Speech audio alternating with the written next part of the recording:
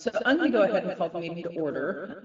It is Wednesday, December 17th, 2025. This is the monthly meeting of the State Board of Education. And Maureen or Suzanne, I'm not sure which one of you is helping us this morning, but could we start with roll call? Yes, and it's Suzanne. You can't see me. I'm way in the corner in the big room. So I'm just off camera a little bit. There's my hand. Hello. Okay. Okay. Yes, I'll be happy to. Thank you. Brian can't be in. Here.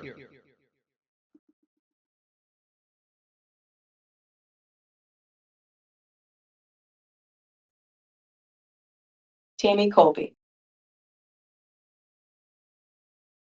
Tom Lovett. Here. Brianna Marsh. Here. Cynthia Stewart. Here. Rich Warner. Here. Secretary Saunders.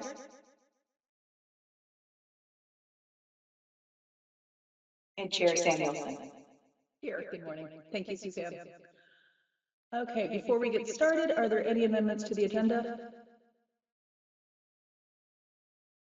Hearing none, I will turn this over to public to be heard. Just as a reminder, we do ask members of the public if they have public comment to limit themselves to 2 minutes. Anything that you would like to share in writing with the board, you can email and we will include it as a link in our meeting minutes. I have gotten some public comment in advance that I think has already been included with the agenda packet.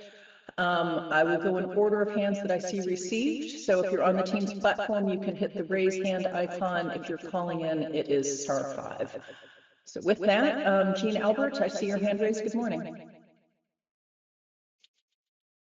Good morning.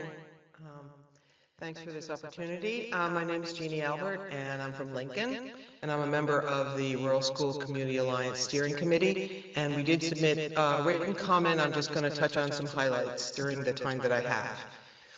Our straightforward premise is that small, by necessity, means a school that operates in a location that is sufficiently isolated that its enrollment is necessarily small. Then, low population density and large town area are rational practical criteria to determine sufficient geographic isolation. On the other hand, the standards under review by the State Board assume that a school is necessarily small only if there is no other school nearby enough. We are concerned that this interpretation is in direct conflict with core state values and priorities and could lead to unwanted outcomes. For example, denying state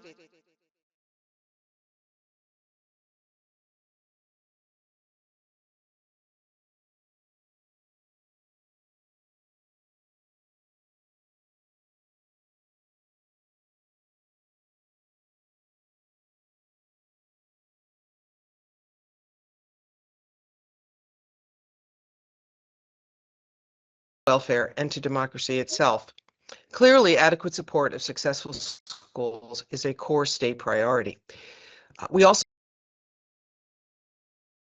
and caution: 1, measuring travel time using averages, and 2, rigid enrollment thresholds for funding eligibility.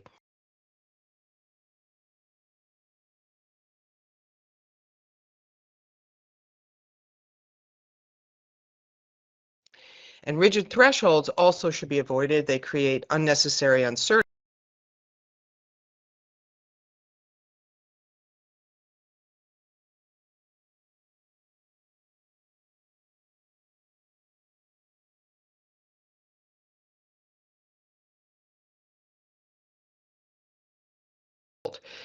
We should be enacting policies that help increase school enrollment, not erect risks of underfunding. Thank you for your careful consideration. In your recommendations to the legislature, we do urge you to keep both intended and potential unintended consequences in mind. Thank you, Jeannie. Thank you. Oh, and I did want to say I won't be able to stay for the session where you'll be discussing this item, which I'm sorry to miss it, but I do appreciate your work. Thank you. Any other, excuse me, any other members of the public who wish to address the board? Not seeing any hands. I'm I'm going to leave this agenda item open for a few more minutes. We'll go ahead with our next item, which is to approve the State Board of Education draft meeting minutes from our November 19th, 2025 meeting. Is there a motion to approve? I will move to approve the draft minutes of the November 19th, 2025 meeting of the State Board of Ed. Great. Thank you, Rich. Is there a second? I'll second. All right. Thank you, Caleb. Any discussion?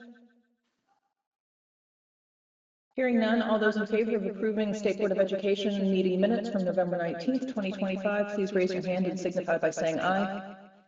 Aye.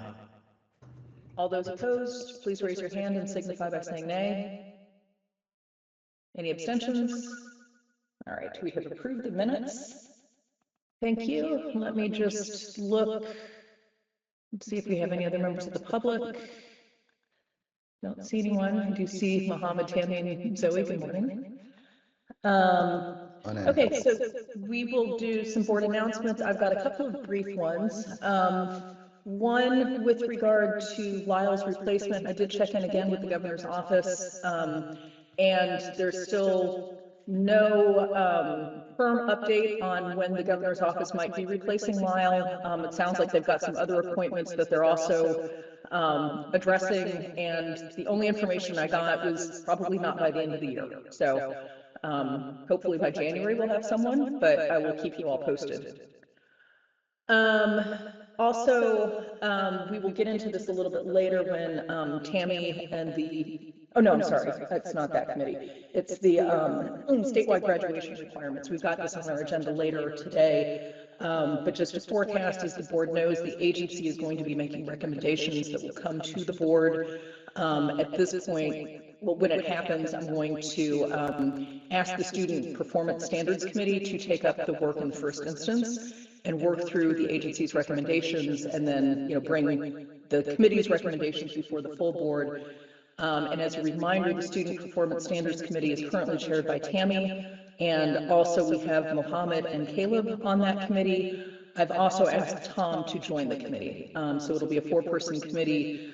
I think there may have been a doodle poll that has been sent out just to try to get some meetings on the books in January going forward. But just wanted to make that announcement. So thank you, Tom, for being able to join the committee.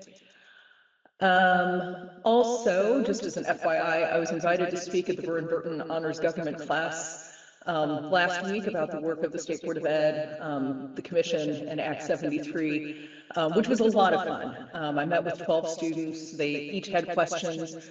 They'd clearly done their work. They were very, very interested in learning about the work of the board, the work of the agency, Act 73, redistricting. So we had a really good conversation, but it was a lot of fun to go in and speak with them. So that's what I've got. I know I've got a couple of board members that have to pop in and out, so I will leave that to them. And if there are other announcements, I'll open the floor. Tom. Yeah, I'm one of the board members that needs to pop in and out in the last couple days of before break. I need to pop out at 9:30 and I'll be back in around 11:30. But for those 2 hours, I'll be teaching. Thank you, Tom. I know it's a lot to juggle, especially this time of year. I also, Chair Samuelson, I have to leave at 11 for maybe half an hour to 45 minutes. I have one of my associations that has an emergency meeting. Okay. Well, thank you. Any other board announcements?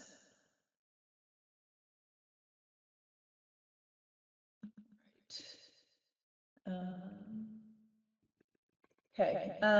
Still don't see any members of the public. Let's move ahead to the student report. Caleb, I will turn that over to you. All right. Good morning, everyone.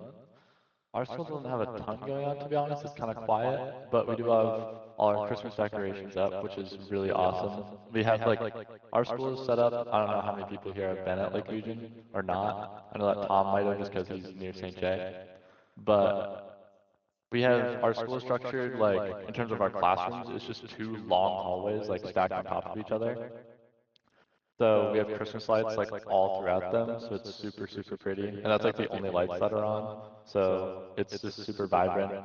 It really brings up the mood. Like everyone I know like really looks forward to it every year because they've been doing it ever since I've gone there, at least. It's always super pretty. We always love it. We have some Christmas trees, garland. Like during our advisory, we made like the paper like chain links to hang up around like all over the school. So it's super festive, super decorated, everything. So we're all really excited about that. Our break is really long this year for holiday break. Last year it was really short, at least comparative to like our usual breaks. But this year I think it's like 17 days or something like that. So we go back same time as St. J. We go back on the 5th, I think. But we're off this Friday. This Friday is our last day. And luckily I only have one class on Friday. So I get to leave early. Our sports are finally starting like having games and stuff because they have pretty much all our sports will start with like a couple weeks of practice and then games. So we're finally in the games. And our theater performance has a set date of the weekend of Valentine's Day. So they'll do a performance both those days. And I don't. What is this performance again? What is it? My friend told me that. It's something close to Alice in Wonderland. I know that. It's pretty similar. I can't remember the exact like name of it, but it has a similar plot. Okay. So we're all really excited to see that. I don't know if we have much else going on right now. So yeah. So are you in the play? You're not in the play. No, but I have a bunch of friends that are. Okay. Well, we'll look forward to the report back on that. But also, I was going to say, if you can just snap a picture of the hallway and send it to the board, I'd love to see it. Yeah, I definitely will because it's super, super nice. I love how each school has like different traditions that, you know, these are the things that students remember and sort of talk about like as the years go by. And every school is different. Haven't heard the lights before, but I love that idea. Any comments or questions for Caleb? Sure, I have a quick question. Caleb, can you just tell us a little bit or remind us, what are the courses that you're taking this term? Yeah, so pretty much I don't have much that changes all throughout the year. So the only thing, because we do 4 terms, which are equivalent to quarters, and then 2 semesters. So typically, like honors classes, mid-level classes, etc., those will switch by the semester. So you'll have like, let's say you're taking honors algebra 2.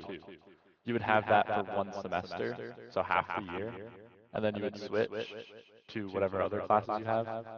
So, but APs are every other day throughout the whole year, and those are set on like specific days. So we have L and R days every other day. So my L days, I'm taking AP Literature, AP Calc, AB, and then AP Government Politics, and then I have 4th block off. And then R days, I only have AP Physics. But then next semester, the only thing that changes is I have French 4, my block 4, or my term 4. And what are you reading in literature? We're in our like mini poetry unit right now because on the exam there's like a big poetry analysis part. So we're looking at a lot of poetry right now. We're like learning like different types, like Italian versus like Shakespearean, that type of stuff. Great. I did see, and others may have seen, I think it was a New York Times article that mentioned students today aren't reading full books. I haven't read the article carefully, honestly, but just going off the headline, it sounds like, for example, if somebody's assigning Macbeth or The Great Gatsby, there are more kind of maybe excerpts being read. Do you all still, get the book, read the entire novel? Yeah. I think we're doing Macbeth actually over break. I think that's Oh, great. Ironically, but like. We did like before our Thanksgiving break, we did like a mythology, like a mini mythology unit. But we've read like we've done a lot of like shorter stories. We've done like Lost in Yonkers, Death of a Salesman, Of Mice and Men, like that type of stuff. And we did a lot of short stories. Great. And then my final question is, when you return, are there midterms or anything like that? I think it's kind of dependent on the class. Okay, I know so that, it's like, not standard. Okay. No, not necessarily. In your It's school. kind of dependent on the teacher.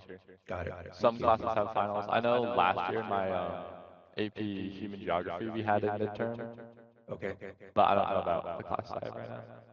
Yeah, thank you. That's helpful. Good luck with everything. Thank you. Yeah.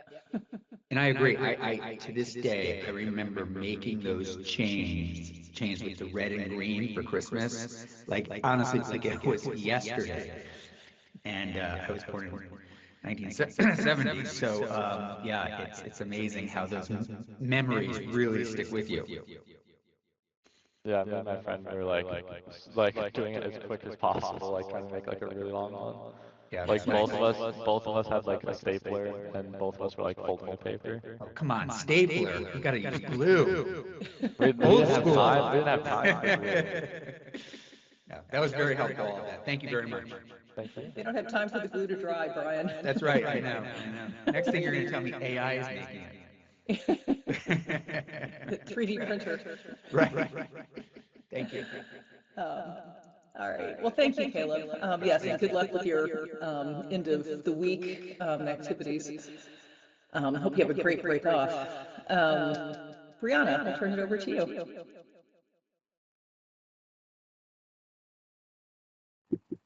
Good morning, everyone. I love the idea like middle school decorates because sadly ours doesn't do that. But we do like a holiday show actually. So every year, right before break, we all like people can like sign up for it and they can just do like whatever they want. So some like classes like will get together and they'll like do like a little skit or like just random students throughout the school are gonna like sing. So I'm looking forward to that. I think it's actually tomorrow at the end of the day. And then kind of going off of the like holiday feel, I am in NHS, which is National Honor Society. And recently we all just got together and came up with the idea of like room of requirements, which is where some kids from this like society can go shopping and like bring it back to school and put like these gifts in the room of requirements. So for other students that like maybe can't provide for like their families or like can't get gifts for their friends, they can stop in and get whatever they want free of charge, and we'll even wrap them for them if they want it wrapped. So that's been going for a couple days. I think people were able to pick it up throughout this whole entire week before break, which I love that. And our winter sports have finally gone up and going. We just have basketball and then indoor track. And basketball's already had their first game. Our girls just had their first game yesterday, actually. And our boys are going to have their first game tomorrow. And then track had theirs last week. They only like do it on the weekends, which is kind of like upsetting, but it's still good. And then recently, I'm also a part of student council. We've been deciding to try to come up with more fun activities for the students because we've been getting feedback that like they want to do more stuff. So we usually try to come up with like pep rallies for them with like the winter sports as well. So like we'll have like the winter sports do something and it will like include the crowd a lot. And then our break is actually coming up. So we still have school on the 19th, the Friday. There's been a couple talks about maybe we won't because there'll be a snow day, but I'm not so sure about that. So far, the weather's looking good. And then after that, we're going to be gone for, I think, 2 weeks, which is actually, I think, an increase from last year. But we did decrease our Thanksgiving break, I think. So it was kind of like to even it out. But yeah, otherwise, everything's just starting back up. Oh, and I don't know if I already mentioned it, but our theater is just kind of getting like put together a little bit more. I think we're gonna have auditions either this or next week, but I'm looking forward to it. What is your school production, Brianna? Ours is gonna be Mary Poppins. And are you in it? No, so yes and no. So Okay. this one I'm gonna be doing backstage because the Oh, last good. one I did lights for them, but they prefer me backstage for moving the props and all. Okay. And what classes are you taking? Yeah, so the classes I'm taking currently is English Comp, American Government, Pre-Calc, Honors Biology, and then I am in Riverbend currently taking Health Science, but then I'm also taking a Spanish on top of it. A lot of classes. That is a lot of classes. And how's the Spanish going? The Spanish is good. Is So it? yeah, like sometimes like with my Riverbend, like it ends early because like we have kids from other schools. So like usually for like the last like 20-ish minutes, 15 minutes. Some kids have to leave, so we can't really like start a new assignment because it'd be unfair for the like sending schools. So sometimes during that, if we're like completely done and I finished all my work, I'll just head over to my school because I am like lucky enough for Riverbend to be attached to my school. So I can just head back over to my original school and just go into the Spanish class. And then I also just do a little bit online for it. Great.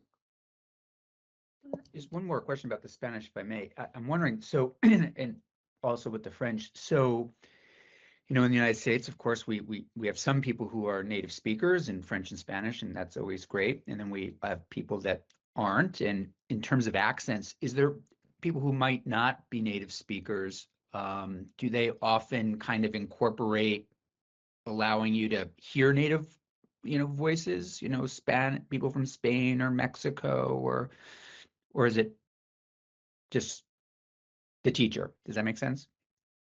Yeah, that makes sense. So usually for my class, like it's just the teacher, but on top of it, she'll like do videos or like recordings of like native speakers, and like we do Oh, watch great. a lot in that. So like we get to hear the accent, and I'm fortunate enough that I actually work on a farm, so we Oh, have people there, and they like, and I'm able to talk to them a little bit in Spanish, and then they'll talk. So I'm usually always hearing the accent, which I'm wow, that's great. yeah, I always get to practice it with them a little bit, and Excellent. And they're what? they're very patient. So if I mess up, they're That's like, great. "Oh, it's fine, it's okay." That's great. What a great experience.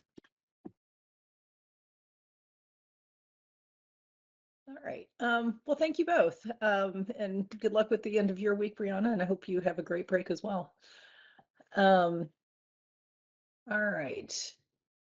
Going back one last time for our first public comment session. I don't see any hands, so I'm going to close that off, and we will have opportunities again at the end of our meeting. So next up, we have our we have our resolution for Lyle, although I don't believe that Lyle is yet here with us. He is available from 9 to 9:30. So I think what I'm going to do is I'm going to move to the next agenda item about the final update from the Commission on the Future of Public Education in Vermont, and then we'll circle back to Lyle when he is with us. So as the board knows, excuse me, Act 183 of 2024 created the commission. And when the commission was first created, its scope was wide-reaching. Basically, it felt like the commission was given the entire elephant of education and said, figure it out. I think commission members quickly realized, and the legislature realized, that was a very large task for 13 people meeting, I think 30 times total. It was a lot. And so this past legislative session, Act 73 really winnowed down that charge into something that was much more discrete, and then also created the redistricting task force, created the charge to the state board to define by necessity when we have small schools that are small by necessity or sparse by necessity. So this past legislative session, the General Assembly really came up with more discrete chunks of work to be done. And what that meant was the commission, starting in the summer, was really focused on 4 discrete areas, which were to come up with recommendations for what roles, functions, or decisions should be a function of local control versus what roles, functions, or decisions should be a function of state level control. We also considered necessary statutory updates to the roles and responsibilities of school district boards and the electorate that kind of flowed out of that first assignment. We also were charged with developing a process for a community served by a school to have a voice in decisions regarding school closures and recommendations for what that process shall entail. And then we also considered a process for monitoring the implementation of the act in a manner that is transparent and public facing. So the commission had its last meeting this past Monday. We did vote out our final report that has already been submitted to the General Assembly and the Governor's Office.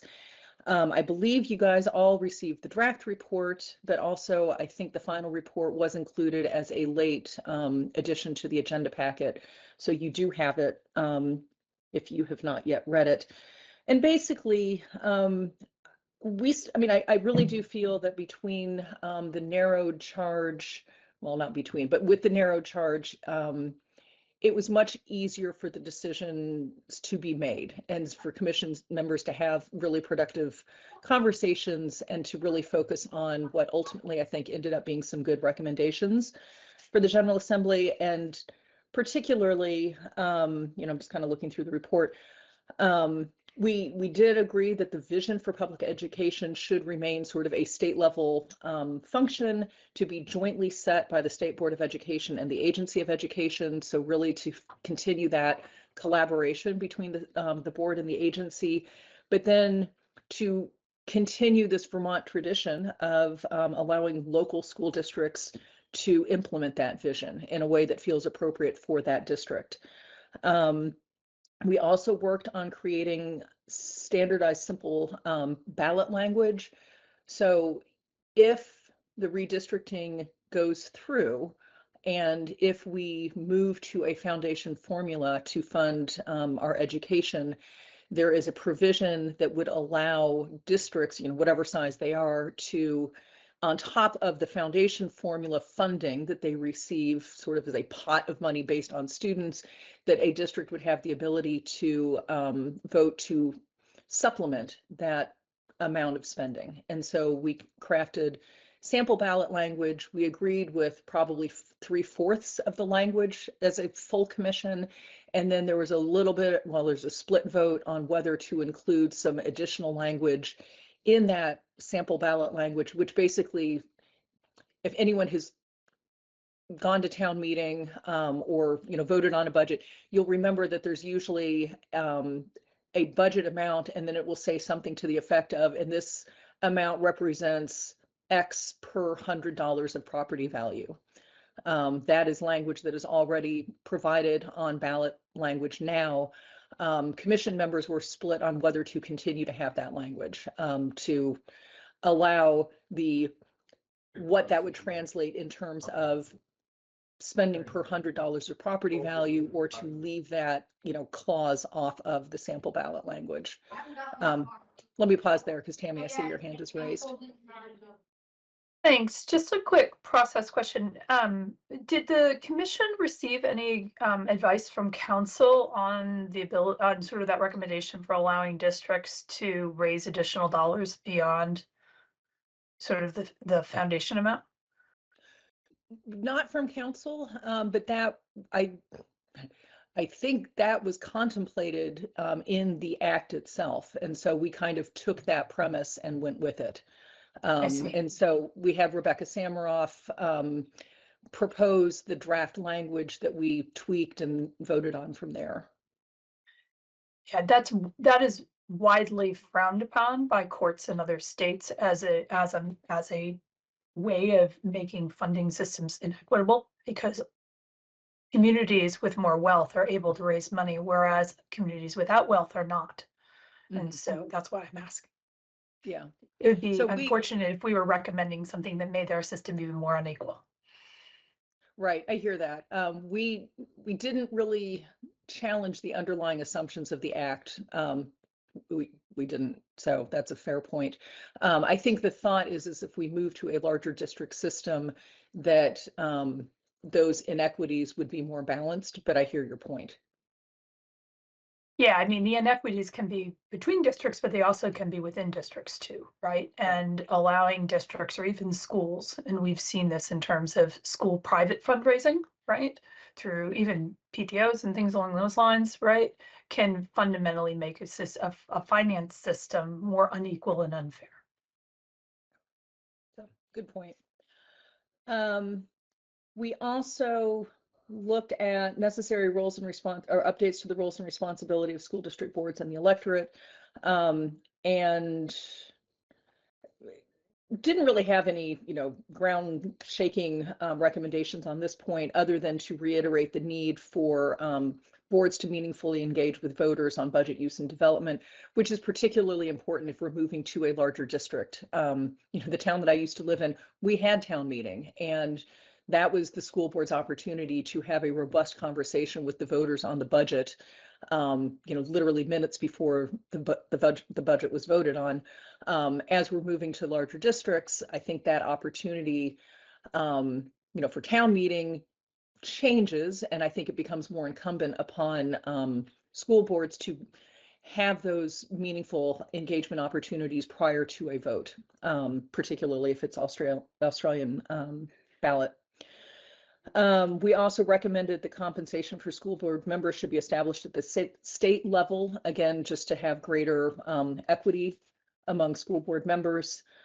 And then we also spent a lot of time developing a proposed process for a community served by a school to have a voice in decisions regarding school closures and recommendations. Critically, we did not change or recommend any changes to what's already in statute. So 16 V.S.A. section 165 puts forth a process for when a school is having trouble. There's a process that's baked into the statute that involves the agency of education, and then the secretary, if appropriate, would bring a recommendation to the board. That's not what we were looking at. We were really looking at when a school district might decide to close a school or part of a school or substantially reduce its operations on the grounds of equity, sustainability, or affordability. So those would be the times that the process that we recommended would come into play. And we set that process out. And right now, a school board can vote to close a school within its district, and that's that. Because of, again, this tension between state control and local control and moving to larger districts, and the concern in rural communities that they might get outvoted, we did recommend either an advisory vote or a public input survey. The commission, we couldn't reach consensus on which of those, but we thought it would be important to have either an advisory vote or a public input survey to be conducted in the towns or cities that would be directly affected by the potential school closure or repurposing. And then critically, we did create the opportunity for the towns that would be affected by a school closure. If it were to be voted to close their school, they would have a right of appeal. So they would bring that appeal, the agency would kind of collect the record and then bring a recommendation with the full record before the State Board of Education, and the State Board of Ed would be the final arbiter of that decision. And then we also, with regard to developing a process for monitoring the implementation of the Act in a manner that is transparent and public facing, we recommended that the agency monitor the Act by providing regular reports to the legislative committees of jurisdiction pertaining to Act 73 and the General Assembly at large, as well as providing regular implementation reports to the State Board of Ed. And then we also included all of the public comments that we received, as well as the takeaways as summarized by our consultant, Afton Partners. So let me pause there and see if there are any additional questions.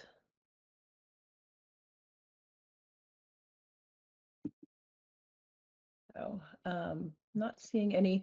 I will say I really did enjoy working on the commission. It ended up being a really, I thought, a good use of so many different perspectives, and we were certainly not all in agreement, but kind of like with the State Board of Ed, we all come with our own backgrounds and experiences, and by having these conversations, I think we reached better decisions than any of us would in a vacuum. So I think the process was well executed, and hopefully the report will be of use to the General Assembly when it reconvenes in January.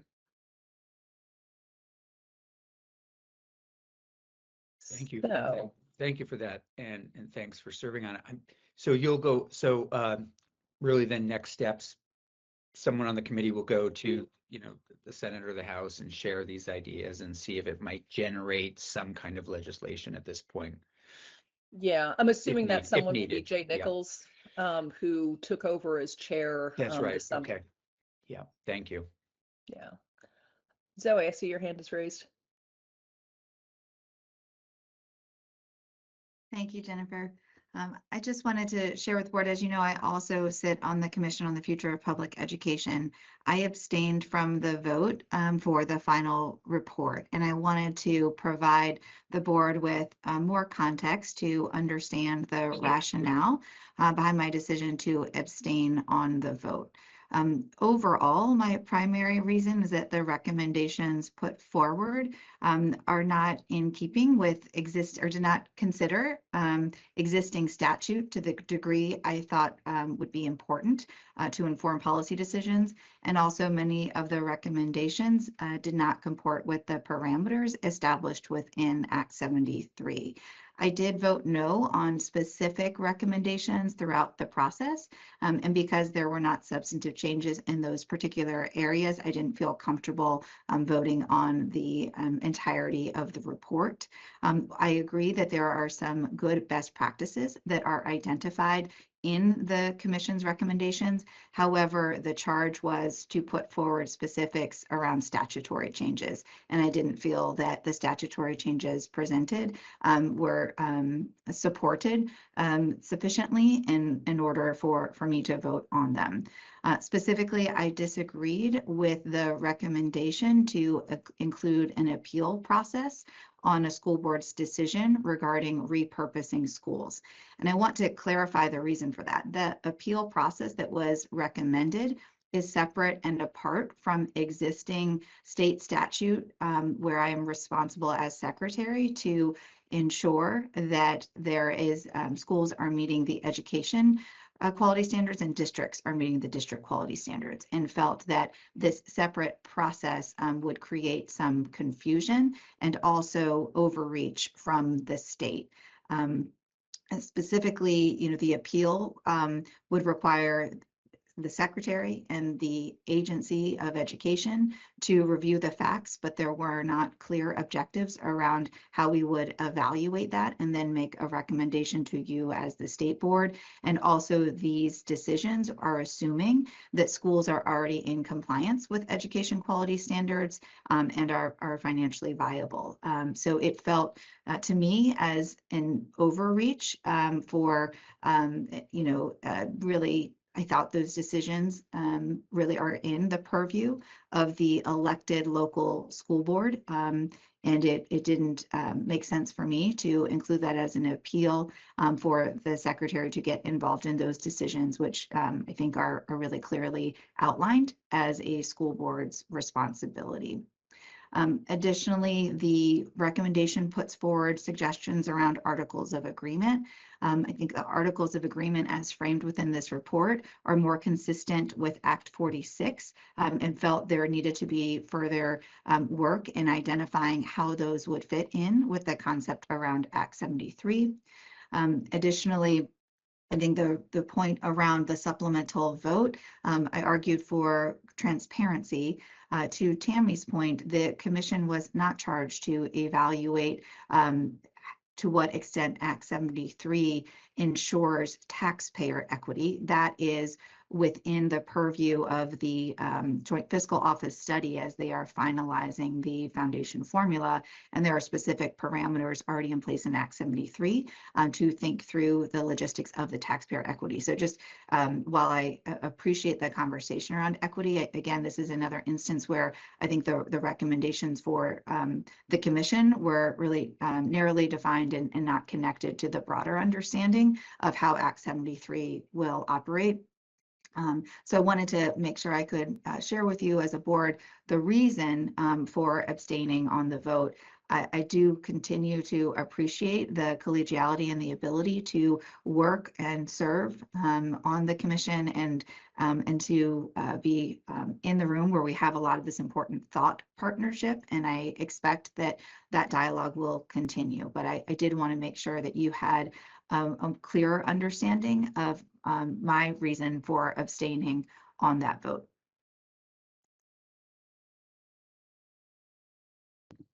Thank you, Zoe. Let me pause. Yeah, Tammy, I do see your hand is raised. I also know that Lyle is here and we have a really short window with Lyle. I'm wondering if we should maybe take a Can I ask pause. Zoe a quick question? Just Yeah. Yeah, it's a yes or no. So I found that really helpful. Thank you. I really appreciate your transparency. Are you going to write a rebuttal or put any of that in writing so that it stands with the report when it goes in? I think it would be helpful to have that context, because as I said, those are, I think you make some very important points, and I think it would be helpful for the commission report to be here and for these points to be here. Is there an intent to sort of convey your thoughts in writing? I did convey these thoughts on the record throughout the process, but given some of the questions I've received, I think that they appreciate your suggestion. So I'll think on that. I think it'd be really, I know you've got a lot on your plate, but I think it'd be really helpful maybe you just bullet those out if you have a few minutes. Yeah, and I would reframe it. It's not a rebuttal. It's just a clarification around the choice Sure. that I made Sorry. and the areas where I didn't feel like we had a strong enough recommendation. Thanks. Thanks, Zoe. Any other board member comments or questions? Okay, I'm not seeing any. All right, so at this point, I'm going to go back to agenda item G, which is the resolution for Lyle Jepson. I do believe we have Lyle with us this morning. Good morning, Lyle. Good morning. Can you hear me? Can hear you. Great. I've missed my education people. Totally. We Totally. have missed you. You look like you might, have some skis on your feet, given your background.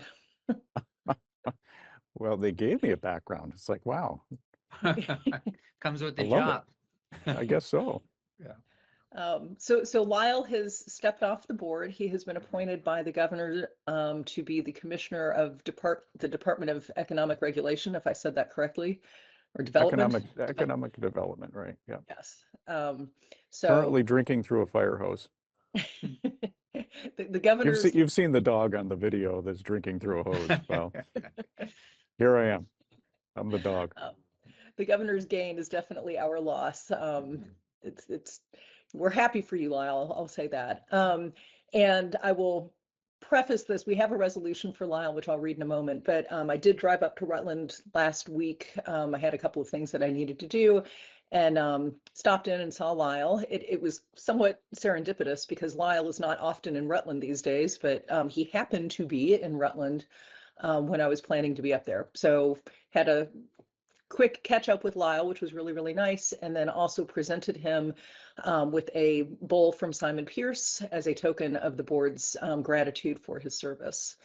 So thank you, board members, everyone. Thank you for that. I have to get a room for that. It's beautiful. It's going to have its own spot. So Best thank you very $1,000 much. I ever spent, Lyle. Best $1,000, I tell you. It probably was.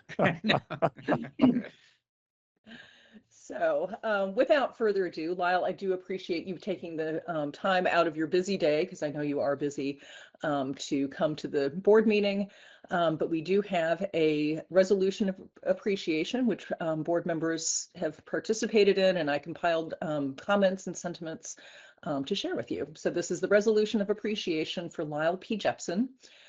Whereas Lyle Jepson has served on the Vermont State Board of Education since March 2021, and whereas Lyle has dedicated decades of exemplary service to education in Vermont, serving as a teacher at North Country Union High School, the principal of Orange Center School, Washington Village School, and Fairhaven Union High School, the assistant director and then director of the Stafford Technical Center, the dean of entrepreneurial programs at Castleton University, and the director of the Career and Technical Teacher Education Program at Vermont Technical College. And whereas throughout these many roles, Lyle has provided leadership rooted in integrity, collaboration, and an unwavering commitment to the success of students, educators, and communities across the state. And whereas Lyle has championed high quality and meaningful learning opportunities, work-based learning, student-centered education models, and greater career and technical education and exploration opportunities, while advancing policies that expand pathways for all Vermont learners. And whereas Lyle has consistently fostered productive partnerships among schools, employers, and regional stakeholders, recognizing that robust educational and workforce systems depend on a shared vision, and earning him the deep respect of his colleagues statewide. And whereas during his tenure on the board, Lyle was an integral member of the Secretary Search Committee, the Rule Series 2200 Approvals Committee, and the Ripton Status Report Committee. And whereas regardless of the role served, Lyle's participation was always informed by a knowledgeable perspective while demonstrating a high level of engagement and professionalism. And whereas Lyle's calm demeanor, clear thinking, intellectual patience, and vast experience helped bring clarity to a multitude of complex and thorny issues. And whereas Lyle is fondly acknowledged by his colleagues for being thoughtful, respectful, open-minded, and unfailingly kind, while asking insightful questions that would often get to the heart of the issue at hand and ensuring that the focus always remained on what is best for Vermont students. And whereas Lyle's unwavering enthusiasm for the Rutland Area Robotics iBots was infectious and allowed board members to cheer on young Vermonters as they worked collaboratively on a robotics challenge and proudly represented the state at both the national and international levels. Now, therefore, be it resolved that the Vermont State Board of Education recognizes and commends the service and commitment of Lyle Jepson to the state of Vermont, and be it further resolved that Lyle's colleagues offer their sincere gratitude for his contributions to improving education in Vermont, as well as their best wishes as he concludes his service on the board to serve as Vermont's commissioner on the Vermont Department of Economic Development. Dated at Manchester, Vermont, the 17th day of December, 2025, by me as the chair. Lyle, thank you. I must say, I don't know that I recognize myself through all that. So thank you. And I think probably if I have had an achievement at all, it was through the Secretary of Education Search Committee when we found, or Zoe found us. So I'm excited about your leadership, Zoe. Thank you. And again, thank you Lyle. for the That's very wonderful. generous. Thank you for the wonderful gift. It's been a privilege to work with all of you. And as you know, the governor's priorities, top priority, education at the moment. So not only is the Agency of Education working on that, but so is the Department of Education, or the Department of Economic Development, Department of Labor. It is a joint effort here. And of course, the governor would want me to also add that housing, affordability, and public safety are our top priorities. But education is what's being talked about, at least on the 6th floor of the National Life Building here in Montpelier. So thank you for all that you're doing. And thank you for the honor. Thank you. Board members, And I'll we're, open the floor. and we're, and we're not done. We're not done yet. We're just getting started. So with that, I'm going to go back to my job, if that's okay with you all. Thank you very, very much. Thank Glad you. you're there. Been a Thank you pleasure all. to get to know you, Lyle. We'll meet again. Take care. Bye-bye. Thank you. Bye-bye. Thank you.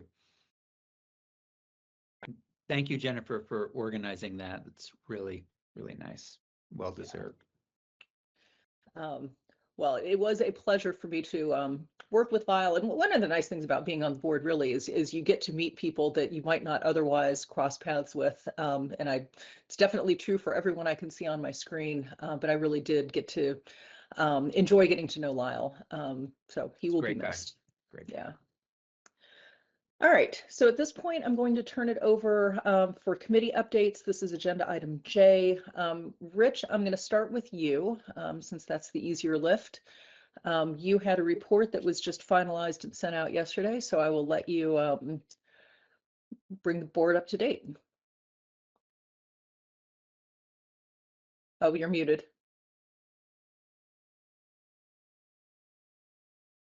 I was asked by Jennifer to sit in on the State Aid for School Construction Advisory Board that was part of the legislation last year. And we had several meetings because we were required to submit a report to the legislature, to some committees in the legislature. And this was the first time I ever got to do something like this. It was very interesting. I've several times mentioned Suzanne, who's really helped me through this. Zoe, you have a great employee there, and I wouldn't have been able to do without her. And I'd like to also recognize Tammy Kolbe and Jennifer because I struggled for the first few meetings and I was kind of floundering a little bit, and they gave me some very sound advice, and we were able to kind of get moving forward. It's a great group of people on the committee. We had like a subcharge on this, and it was to identify what to do with legacy debt um, from from districts, merged districts. And I believe it was expecting that the committee who was doing the mapping or the districting report, consolidation report, I forget the name of that group, that they, Redistricting task force. yes, thank you very much. That they would have a map of, consolidation, which did not happen. So we did we did not give a decision. We also had the head of the Senate and House Ed committees meet with us. And they kind of gave us some ideas on what they were looking for.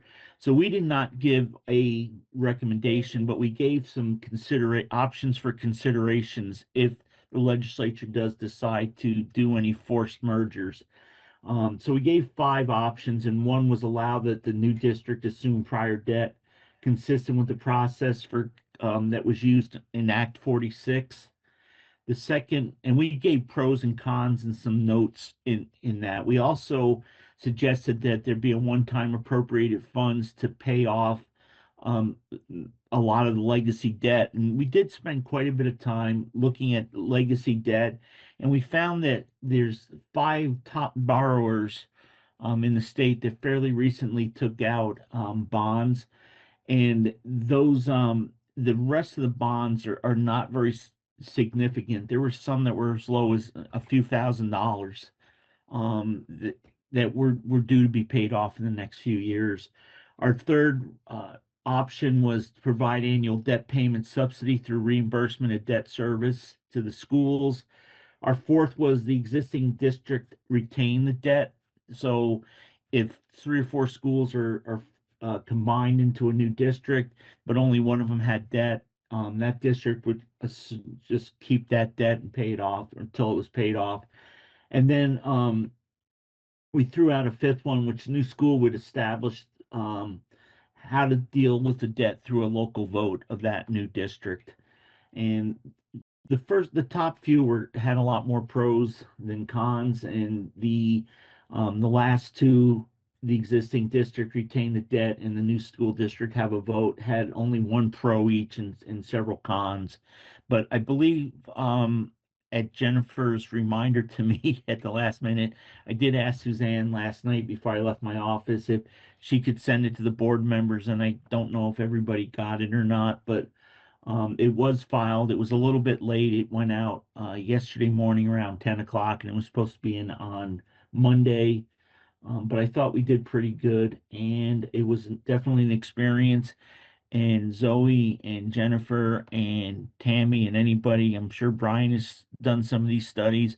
They are not easy, but we had a great group of people. And after the first of the year, we're going to continue on with the rest of our charge by the legislature. That's pretty much it.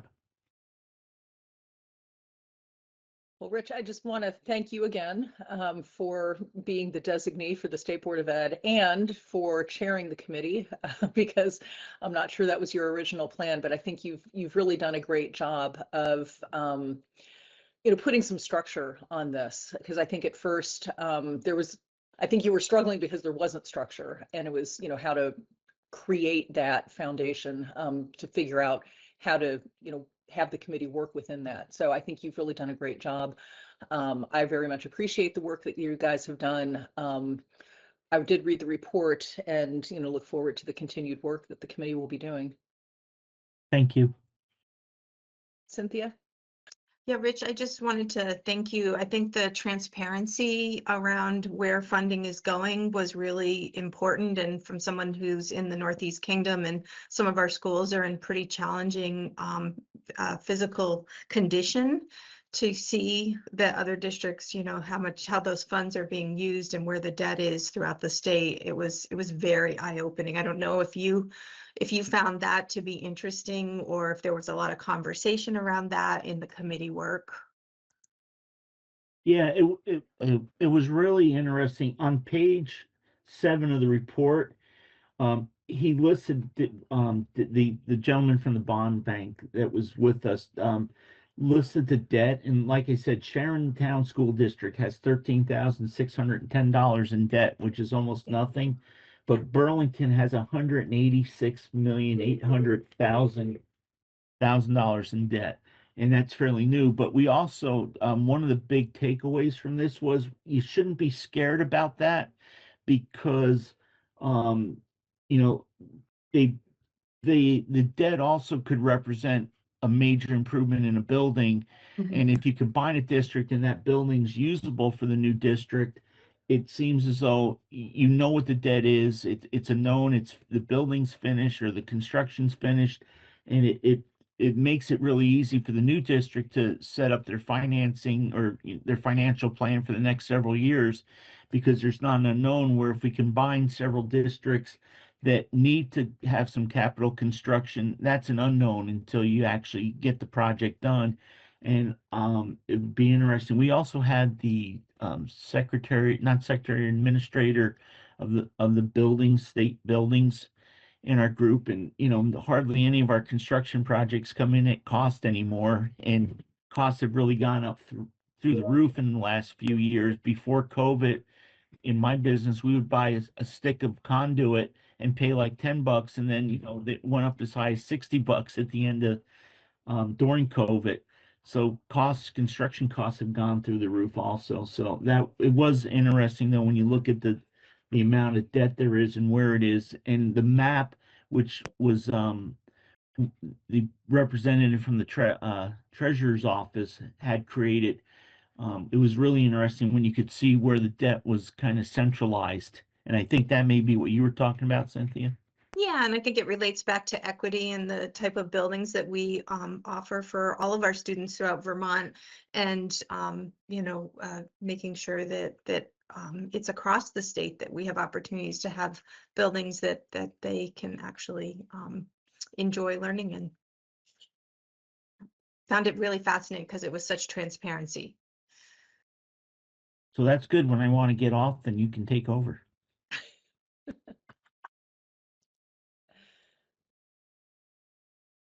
Rich, with regard to, and I too found it really interesting when you sort of took off the top 5 districts and then sort of recalculated the numbers. But for those top spenders, I mean, I know that Burlington was compelled to, build a new high school. Is there a correlation with the other big spending districts? Like, does that represent new construction, new building costs, or were there other reasons, or did you guys not drill down on that? That was a really good, that's a really good question. And we did ask that question because we were not sure. We were looking, some of the older debt, the way the debt was taken out, people aren't really sure what it was for. I know like some of them are in our area. One of them was for some of them were for wood chip heating back when there was a program for that several years ago. And it's interesting, some of those are still paying debt, but the systems are no longer being utilized or have failed. And some of it was to fix buildings. I believe we were at there's one of the schools we visited during the fall was still paying some debt on some renovations on their building. So we're not sure what all of the debt is for, and some of it's pretty easy to know because it's fairly recent, but other of it is not. So again, we weren't able to drill down as deeply as we could, or as deeply as some people would have liked. But obviously some of the newer debt is easier because it's fresher in people's minds. I'm looking at my list, and I remember there were some that people were aware of, and then there were some that was kind of older and it had been for multiple projects. Okay. And you guys have submitted the report. What is your plan? Like, do you have next steps that you've identified when you reconvene in the new year? No, I'm gonna have to regroup and I'm gonna call on you and Tammy, and we're gonna figure out where we need to move forward. We had several charges, but the December 15th one was one of the something that had to get acted on fairly quickly. A lot of the members on this committee have served on previous committees that had dealt with capital debt and borrowing and in construction. So a lot of them have a lot of experience. Some of them had mentioned that they've done several reports. So I think the first thing we're going to need to do is look at the reports, review the charge, and then decide how we move forward. The other thing I found is I think we're allowed 6 meetings. I don't know if that's per year or per legislative session, but we definitely went over our allotment early on because of this issue. So it's going to require a little bit more planning. I think we get paid for 6 if they submit for payment. But again, I have to check into that too. So I figured after the new year we could look into that. All right. Any other questions for Rich? Other board members? Thank you, Rich. You're welcome, sir. Yeah, thank you. It All was right. definitely interesting. Thank you all.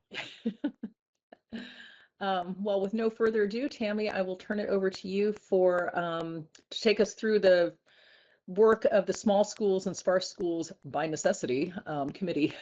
Sure. And I'm going to call in my partners here, Cynthia and Brian, for their good work on this. So we pulled together a bit of a PowerPoint because we thought it might be easier to sort of lay out some of the big things for everybody. I know you read a memo, but I'm going to be my school teacher self, and we're going to use different approaches to make sure we're all on the same page here. So I'm going to share my screen and walk through. Cynthia and Brian, jump in whenever it makes sense. Let's bring this up.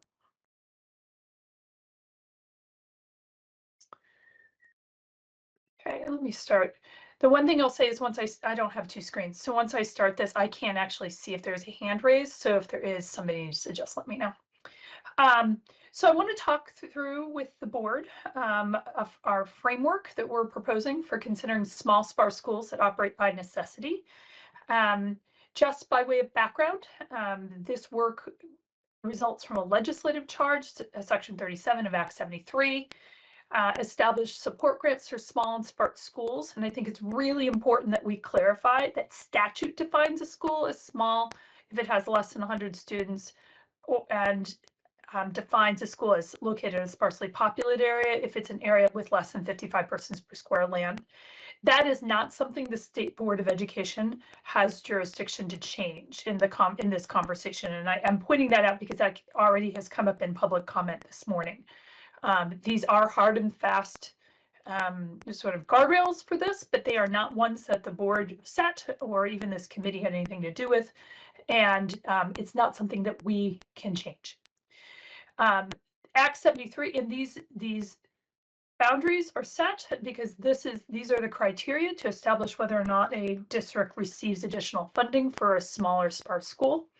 However, this time around, and we already have small and sparse school grants under Act 127, but Act 73 added an additional qualifier and said that for a school to be eligible for additional state funding, it needs to be small/sparse by necessity. And Section 8 of Act 73 directed the Vermont State Board of Education, us, to propose standards for what by necessity might mean and how that might be operationalized. So the process is, you might recall, in July, the State Board constituted our special committee to come up with a proposed framework for all of you to consider and for us to vote on. Again, the membership was myself, Cynthia and Brian. The committee met 5 times through the fall of 2025. We had 1 public listening session. We consulted with and received data from the Agency of Education, and thank you to Zoe and her team for that collaboration. And we also reviewed other state policies and other states' policies and practices. What you have in your packet is a memo that we wrote to Jennifer that summarizes our work, and it also includes several exhibits that include a summary of these other states' policies and practices. So I want to break this up into two parts. We first came up with sort of a general framework, and then we start to think about like how that framework might be implemented. So I want to talk about the general framework first, because I think that's sort of the North Star and sort of how that helps us, at least our committee, organize our work. So the first thing is sort of these definitional considerations. And the first point I want to make is by necessity. The committee came to agreement that by necessity should be a function of unavoidable or demographic circumstances, since the criteria for small and sparse are already defined in statute. So whether you're a small or sparse school is already defined in statute, so the by necessity needs to be the qualifier around that. And by sort of definition, necessity suggests that it's a function of something unavoidable or demographic circumstances. We then went on to think about by necessity a definition as distinguishing then between two conditions. Schools that are small or sparse because of geography or isolation, they would be funding eligible.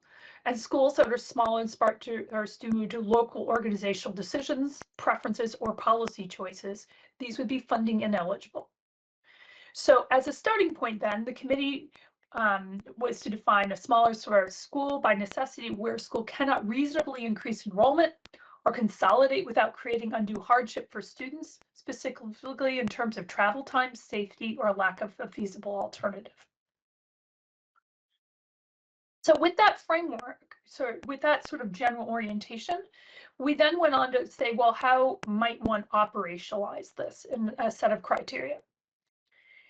The first criteria we came up with was travel time or distance threshold, with possible criteria being the average one-way student travel times that exceed 45 minutes for elementary students or 60 minutes for students in grades 7 through 12.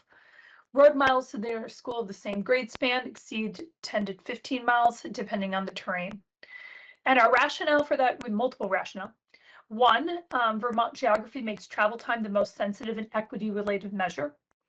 Two, most rural states rely on travel time for necessity determination, and the suggested thresholds in our memo are consistent with existing research on the effects of travel time on student outcomes and criteria that have been used in other states. And if you look at our memo, we include some research on that. Three, the committee received testimony that existing bus times for children exceed 60 minutes in many places in Vermont already, so that these average sort of travel times are already below what already many students experience. I do want to sort of respond indirectly to a comment we received in public comment around averages. We did receive testimony from superintendents and other educational leaders in the state that they really didn't want to have hard and fast minimums, that they preferred averages, because having a hard and fast sort of threshold in terms of it cannot exceed 60 minutes, for example, could be really problematic from an implementation standpoint, and that they really preferred averages. The second thing we consider, the second criteria is safe transportation limitations, with the possible criteria being a school would qualify for by necessity if terrain, winter road conditions, unpaved routes, or mountain gaps create unsafe or unreliable transportation as certified by AOE. For example, bus routes requiring travel over roads closed in the winter, mountain passes that cause more than 60-minute detours, or if there's only one road in and out of a town, it's like a single ingress that's prone to closure. The rationale is that this provides additional consideration for specific geography that can impact travel times and student safety. Third sort of bucket of criteria are a lack of feasible consolidation options. Possible criteria would be a school would qualify as by necessity if nearby schools, both within and outside existing district boundary, lack capacity to absorb students to meet the state's education quality standards, including class size minimums, or the cost of renovation or addition at receiving schools exceed projected savings from closure, or if tuitioning would raise per pupil costs or create inequities in program access. And an example of inequity in program access would be, for example, special education services. The rationale that this sort of criteria addresses the feasibility of consolidating students into nearby schools, right? So if a school cannot exist by, if a school exists by necessity, part of sort of the criteria for that is that means that there's nowhere else for that student to go, right? and that these criteria are also most commonly used in state by necessity small school other states calculations. Fourth, we have a community population trajectory. And a school would qualify if the census block or town catchment area is projected to remain below an enrollment that would support a viable larger school even with consolidation. And the rationale is this provides some flexibility in places schools may temporarily fall below 100 students. Again, to the comment we were in public, sort of the remarks in public comment, you know, having a hard and fast sort of cut point does create some challenges. This, of course, would provide some flexibility in applying that standard. It also recognizes the state's interest in maintaining small schools in geographic areas where there may be future demographic or economic changes that will result in an increase in the number of students in a school. For example, if we know that there's a community and there's some intended economic development or a new business coming in 2 or 3 years, and currently the school sits below the threshold, but 5 years from now it might not, then that would certainly be a criteria we would want to weigh. The next bucket of criteria, closure or consolidation would impose substantial increases in cost. The possible criteria here, a school would qualify if closure or consolidation would create substantial measurable increases in the district's average per student expenditure, including but not limited to tuition costs, right? For example, reassigning students to non-public tuition schools would lead to significantly higher expenditures than continuing to operate the school. Transportation costs, right? Consolidation will require additional buses, longer routes, more driver hours. And this, of course, is in addition to just drive times that would result in substantial new operational transportation expenditures.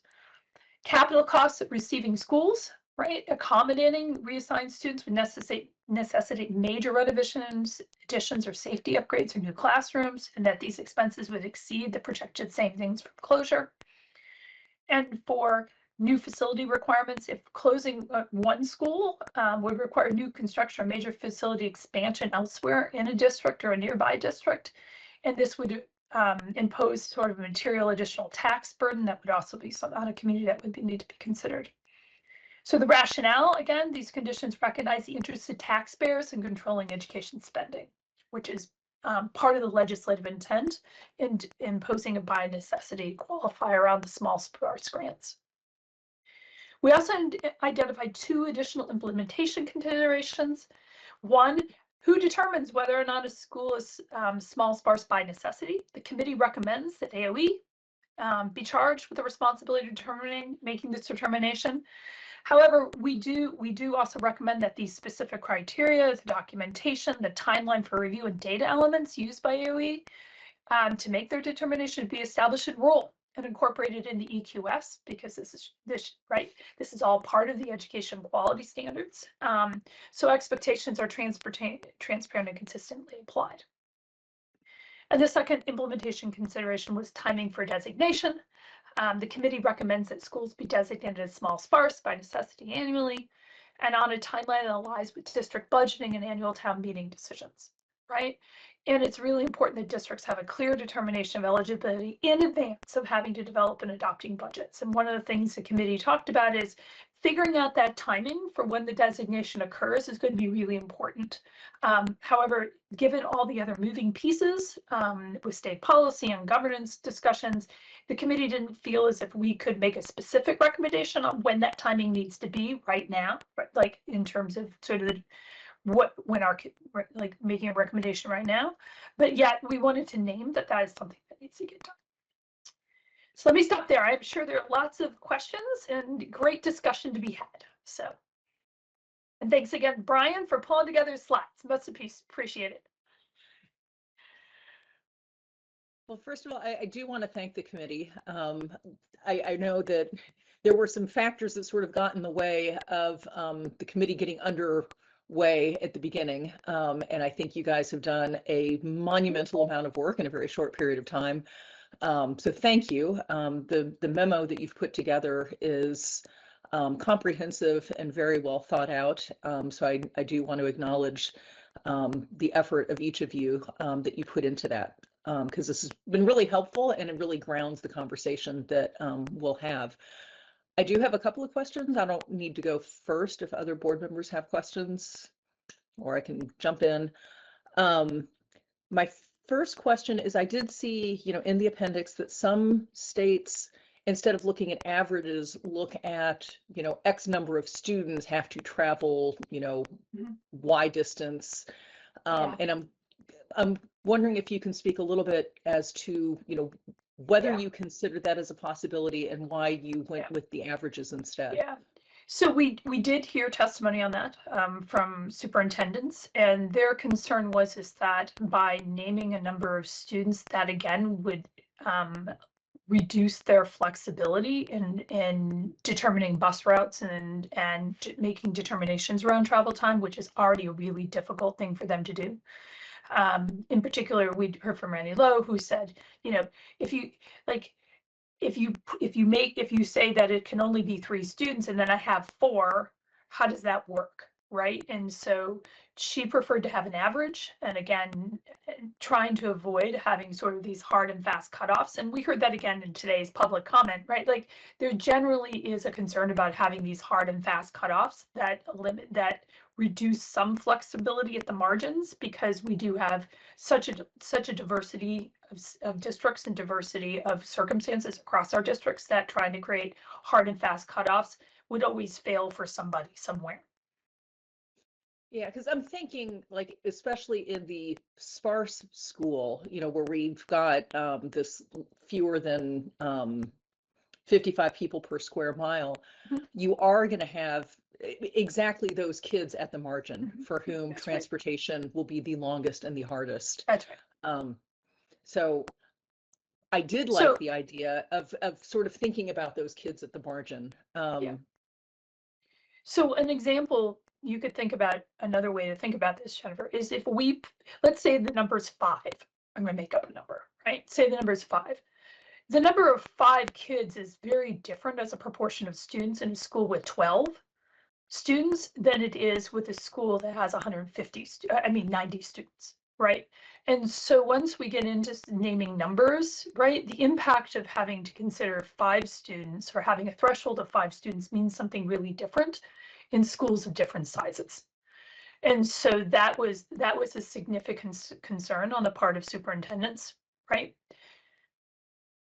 And I'm just curious, how many superintendents did you hear from? We had, and I'll have to go back and look at public comment. We received public comment from a group of superintendents, and then we also invited, I think we had 2 superintendents specifically that came in and gave us testimony. But we did have, and I'm forgetting the group off the top of my head, did write a memo to us with very well thought out criteria and considerations. Okay. Thank you. We also we also circulated this for comment from the Superintendent's Association, the School Boards Association, the Principals Association, right? The V's. Mm-hmm. Okay. Second question is under it's point 5 on your report about closure or consolidation would impose substantial increases in cost. And then the first one, the possible criteria is tuitioning costs.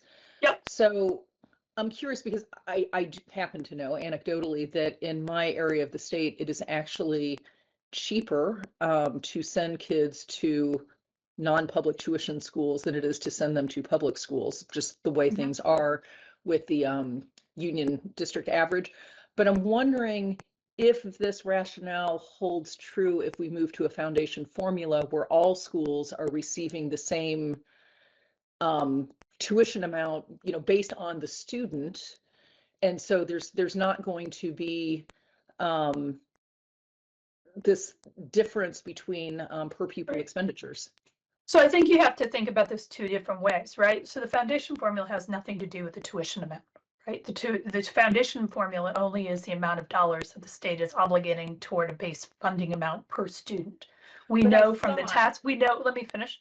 Okay. So we know from the task force report that there's wide variety in tuition, even though we have a tuitioning rate. And we also know that some non-public schools are charging back tuition to parents and schools that exceed that amount.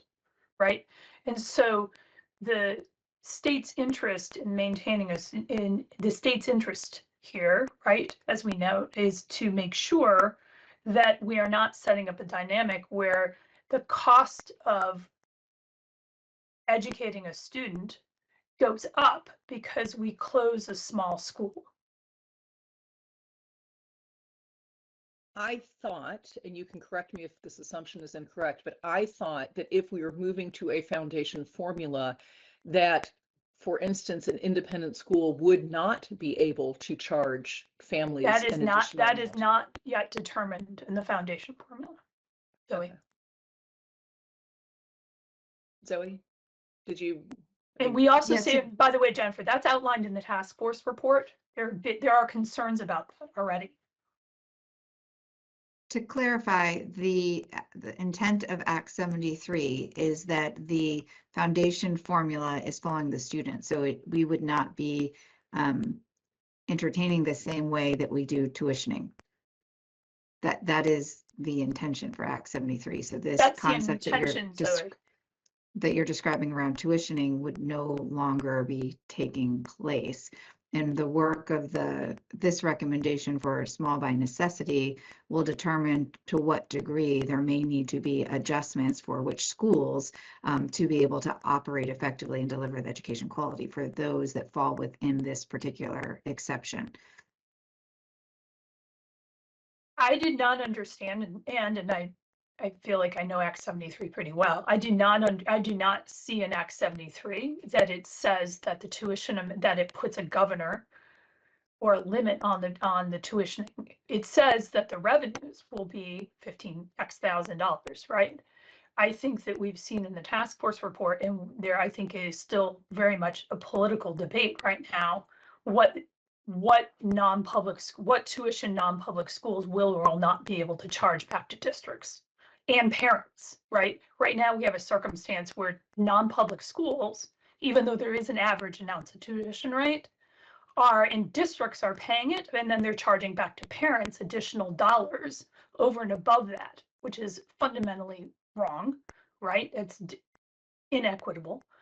So I think the point being here is that there should never, that the committee's point is that if there was a circumstance, and we don't know what the circumstance might be, I also would say there's a lot of water to go under the bridge in implementing Act 73, that a by necessity definition should take into account whether or not the additional cost of sending a student or all students to a non-public school would drive up the average per pupil expenditure from what it is now.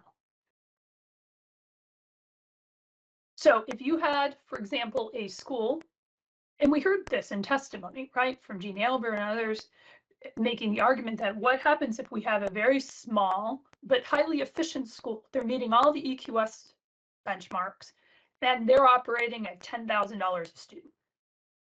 Closing that school, then, and the only option for those students would be to attend a non-public school, and the average announced tuition amount, the average tuition that the district would pay would be $15,000. That would represent a substantial increase to the taxpayer for closing that school. But I can also think of a situation where the inverse would be true. Where, that's true. So, but that's not a criteria for keeping a school open by necessity. But I guess my point is with regard to tuition and costs, I would delete to a non-public tuition school, because I think the bigger issue is that reassigning students would, regardless of where they go, would lead to significantly higher per pupil expenditures. So my only recommendation there is just to cross out to non-public tuition schools. I think that I would say that we can say non-public tuition schools or public schools, and we keep them both in there. Okay, sure. Yeah, I mean, and that was just a small point, but I appreciate the conversation on that.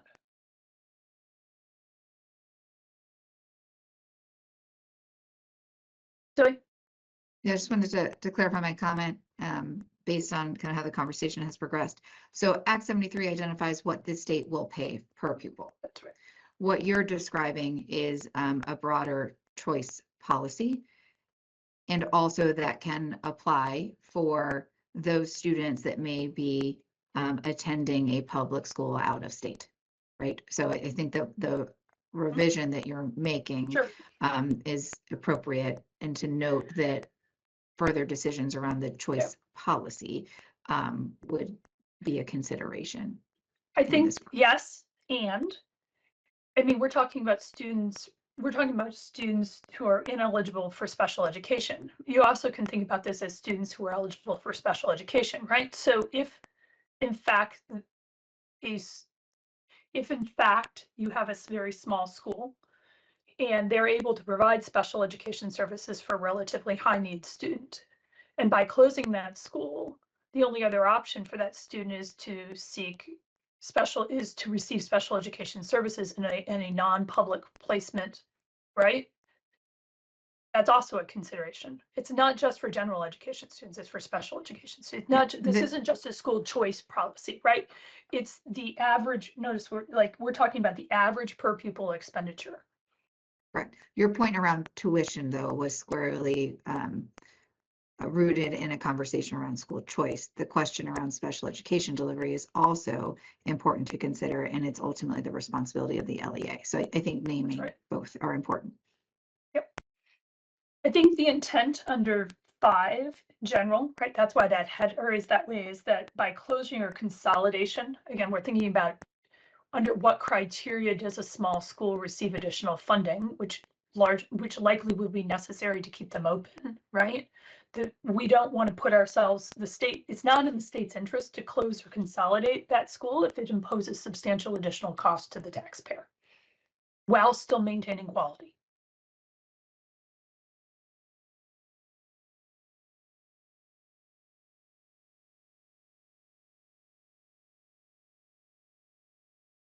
Other board member comments?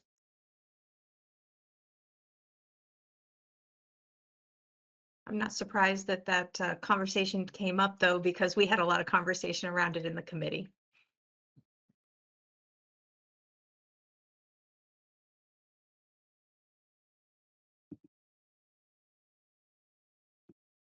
All right. Well, with that one small amendment to the report, are we ready for a vote? Sure. Excellent. Tammy, do you want to do the honors? Yeah. Sure can. I move for the State Board of Education to accept the report to Jennifer Samuelson, Chair from the Small Sparse Schools Committee, and approve this report to be sent on to the legislature in response to their request under Section 8 of Act 73. With the amendment as we just discussed. Yeah, yes, thank you. With the friendly or public schools amendment under 5.1. I'll second that. Thank you, Cynthia. Any discussion? Okay. All those in favor? Should we take a vote? All those in favor? Aye. Aye. Aye. Any opposed? Any nays? Okay, Maureen and Suzanne, looks like the vote was unanimous, so I don't think we need a roll call on that. Thank you again to the committee and for all of our work.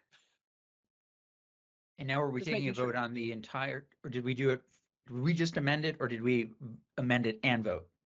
Amended and voted. Great. Okay, thank you. We're one and done today. We're done. Thank you. And thank you again to the committee for its work, and again, thanks to the agency and all of the folks who, I know the agency provided data, and we called on folks in the field for input on this too, so we very much appreciate that. Just to tie this off, there were no abstentions. If there were, please let me know, just so we make sure that our record is correct. Not hearing any abstentions. Okay, so we've unanimously approved the motion, and again, thank you, Tammy. I suspect there might have been some late nights in putting together the data from the other states, which I think was really, really instructive. So really helpful. Yes. Thanks, Tammy, for leading this. I second that, Tammy. Great job. Thank you. Yeah. Thanks. All right. Next up, we have the annual State Board of Education report to the General Assembly. So this is a report that we put out every year. Sarah and I took the first pass at this, and I've sent it to everyone for review and comment. And now's the time. I can put it up on the screen. I did not receive, I mean, any comments I received, I have addressed. So at this point, I don't think I have any outstanding comments, but happy to take any. I can put the report up on the screen if you need to see it. It's also in the agenda packet. And if there are no further comments, I would entertain a motion to approve it. I would make a motion to approve the annual report to the legislature, to the General Assembly as prepared by Jennifer and Tammy. And Sarah. And Sarah, I I'm was gonna sorry. say I more forgot Sarah and Jennifer than Tammy, but yes. Okay. I messed that one up. I'm sorry. No, that's okay. I I will just want to correct- make sure they if- did. if They, it's okay, Richard, I they will- deserve a lot more credit than I do on this. I always thought the chair and vice chair did it, but I will make a motion to approve the report, the State Board of Ed annual report to the General Assembly as prepared by Jennifer and Sarah. I'll Thank second you. that. All right. That was a second by Brian. Mhm. Great. Any further discussion? All right. Hearing none, all those in favor of approving the motion, please raise your hand and signify by saying aye. Aye. Aye. Aye. All those opposed, please raise your hand and signify by saying nay. Any abstentions? Okay, we have approved the motion. Thank you. And then Jennifer, if I could, I'm sorry. of There course. was one spot and I had circled it and then I forgot to mention it. But there was just one thing that you were talking about the Sparse by Necessity Committee, and we just have to put in the number of meetings. Committee met X number of times, and that was on the one I have, it doesn't have numbers in there. On Okay, the so to first say that, page. wait, I'm sorry. The draft that I have, I get a paper draft in the first, second, third, fourth paragraph. The last sentence just says the committee met, and it didn't have a number of times. It just had the committee met, and there's three. Maybe I don't have the final version. You may not have what page are you on, Rich? Page 1. Page 1. Oh, yeah, no, I I'm don't. sorry. I had the wrong report. I'm looking at the wrong report. Forget it. Sorry. Okay. Yeah, I think that was in maybe the small Sparse Schools Committee Yeah, report. It So, was. okay. I was looking. I had the wrong one in my hand, and I Okay. made a note. Sorry. No problem. Okay, well, I will work, I will follow up with Maureen and Suzanne, and we will get this sent off, finalized and sent off. It's really just formatting at this point. But thank you all. Thank you for taking a look at it over the weekend, and makes my life easier. We are significantly ahead of schedule by about 45 minutes. So if the board is so inclined, I would recommend that maybe we just keep going, and then we'll see if we can get out of here earlier instead of taking a 45-minute break. Zoe, is that okay with you if we just jump right ahead to the secretary's report? Yes, that'd be great. Okay. Excellent.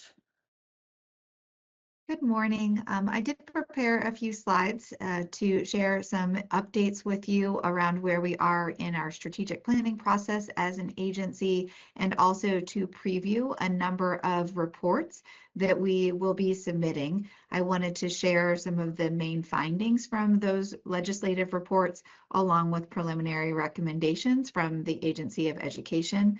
I will share all of the links to these reports, so I will give you much reading over the holiday season, and would really be interested in your feedback on which reports you'd like to dive deeper in for subsequent meetings around the state board. So with that, I'm going to share my screen and just confirm that you can see my slides before I move forward. I am working on a loaner computer, so I've been somewhat struggling. Hold on one It makes for second. very dramatic pauses. It does make for very dramatic pauses, so I do apologize for that. But okay.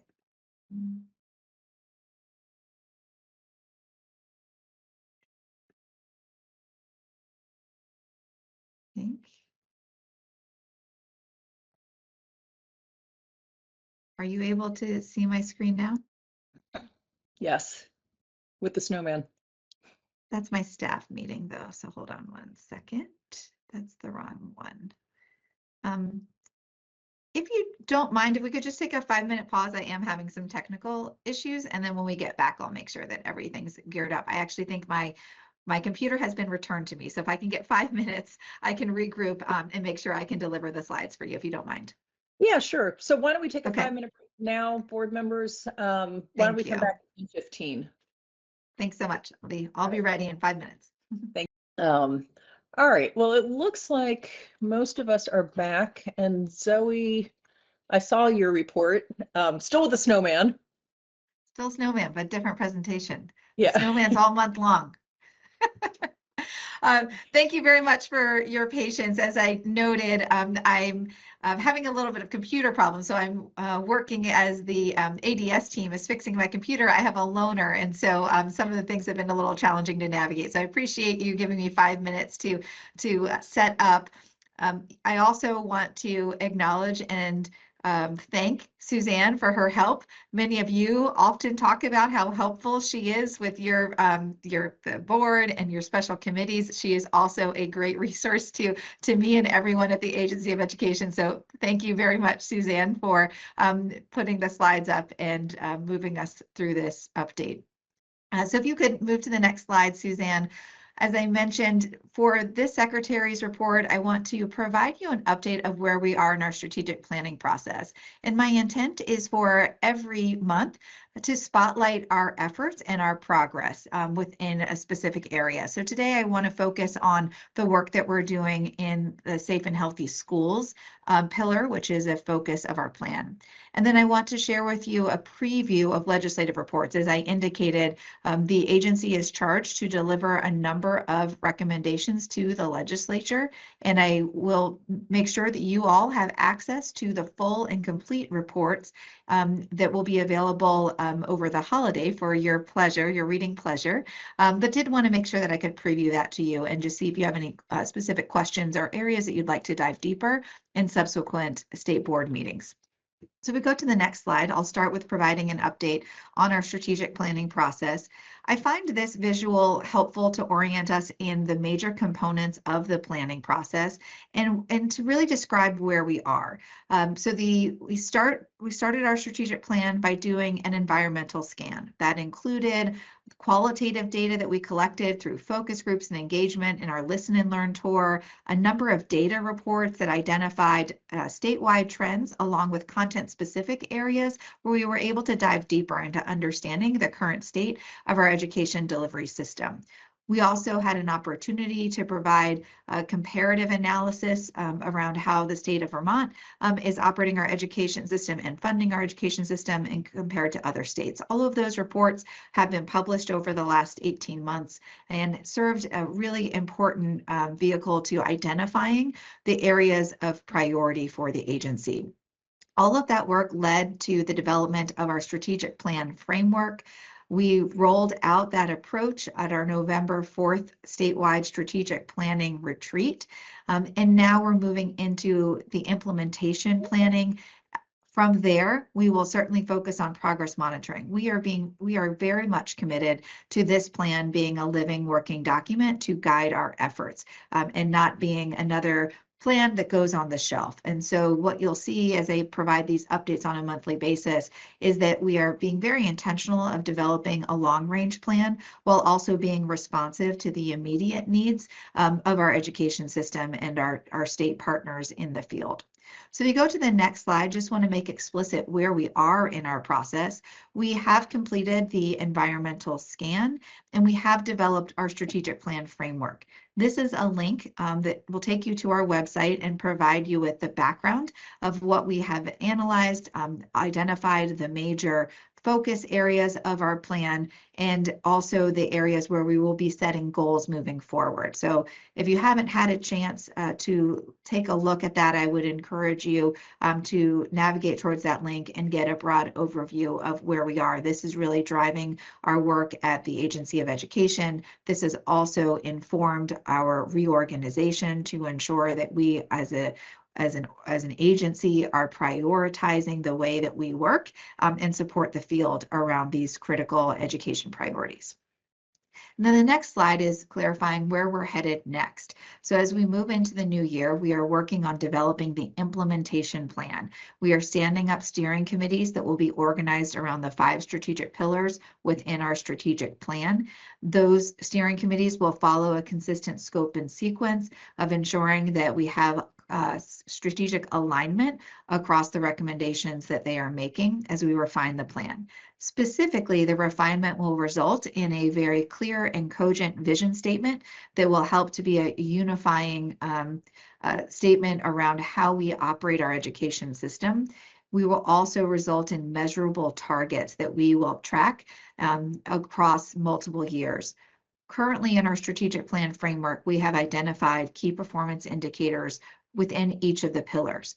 We have not yet established those measurable targets. So for example, moving from 80% to 90%. That's the work that is ahead as we engage with our steering committees to dive deeper into the data and set targets that are going to really help us to elevate our performance in these variety of areas. Additionally, we will be refining the key strategies that we will be implementing and identifying the specific action plans along with the roles and responsibilities of various partners to support us in operationalizing this plan so that as a state, we're making progress towards achieving the goals established in the plan. Part of that implementation planning also involves working within the divisions at the Agency of Education to identify specific division level plans that are aligned to our agency-wide focus. With that approach, there's great intentionality around identifying how we can leverage the expertise and skills that we have on our team within these respective areas, and also noting important areas of intersection and coordination that needs to happen across divisions. And the intention there, of course, as we do all of our work, is to break down silos and to ensure that we're maximizing the level of support that we provide to the field in advancing these priority goals. Once we are able to fully develop our implementation plan, we will move into progress monitoring on a regular basis. We are being very diligent in identifying and tracking performance overall and making mid-course corrections. We've already done that with a number of initiatives that we've rolled out where we've been able to take a pause and reflect on the effectiveness of those initiatives and make the right adjustments to ensure that they can be impactful. As we develop this long-range plan, we know that there are immediate needs now. And that's why when you look at our framework, you will see that we have already launched accelerated initiatives. Many of those we have been reporting on at regular board meetings, including Read Vermont, which is an effort to promote literacy. We talked a lot about that last month. And you heard how we actually reflected on that initiative and made some critical pivots in order to be more impactful with the way we're supporting the field and improving literacy outcomes. So if we go to the next slide, also want to be really thoughtful in our implementation planning around creating strategic alignment. And so far, I've talked a lot about the alignment between the agency-wide plan and the division level plans. Also, as we move forward and we work with our steering committees and we work with the field, we want to make sure that we are cascading those critical initiatives also down to the supervisory union level, down to the school's continuous improvement plan, and down to each individual student personalized plan.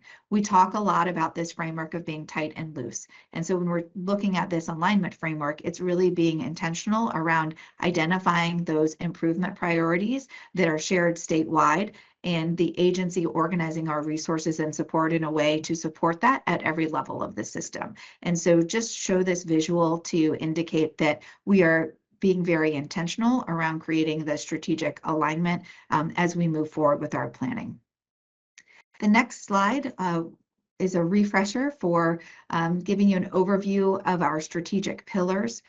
We do identify that there's a lot of intersection across these different areas, which is why when we're engaging the steering committee, we'll be really thoughtful about creating feedback loops and ensuring that there's a well-rounded representation of perspectives, ideas, strengths, expertise on those teams to inform one cohesive plan.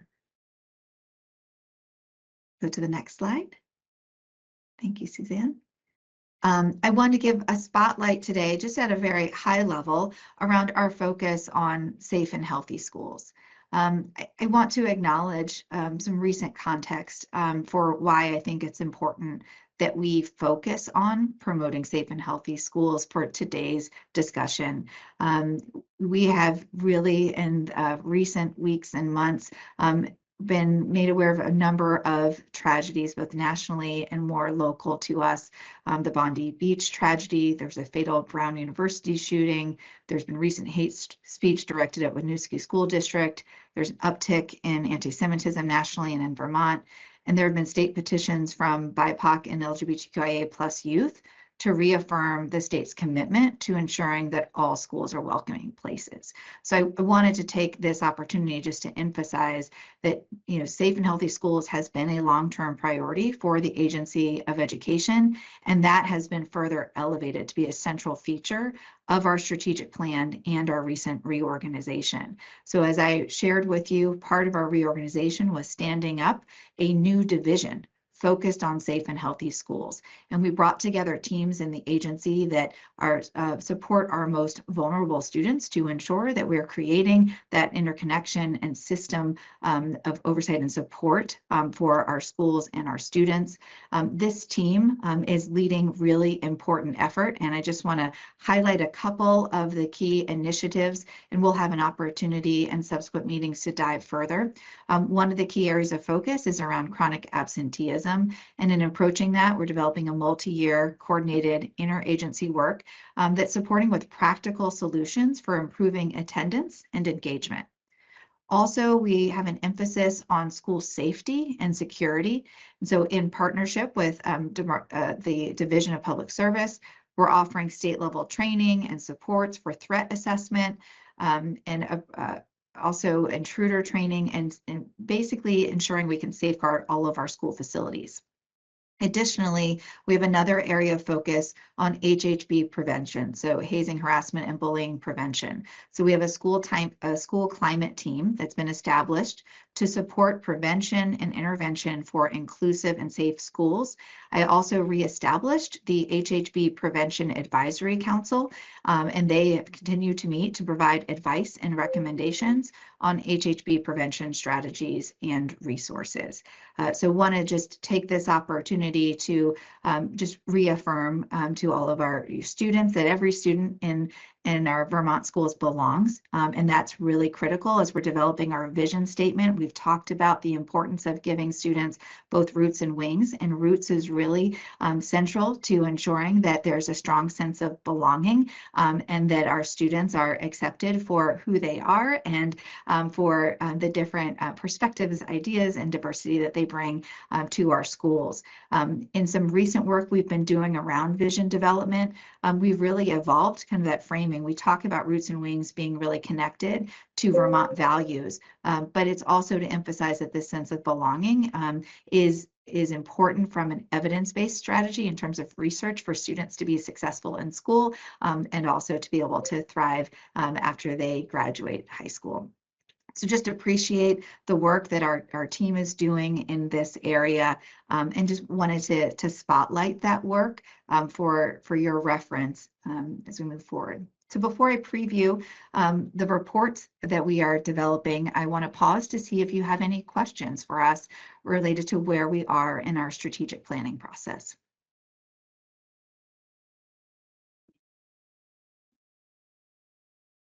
Not seeing any hands raised. Okay, great. So let me move on to preview. Oh, I see Mohammed has a hand up. Yeah. Yeah, let me get my volume up a little bit. I just want to acknowledge and respect and really appreciate what you just mentioned, acknowledging what's happening around the world and in our own house, I have to say.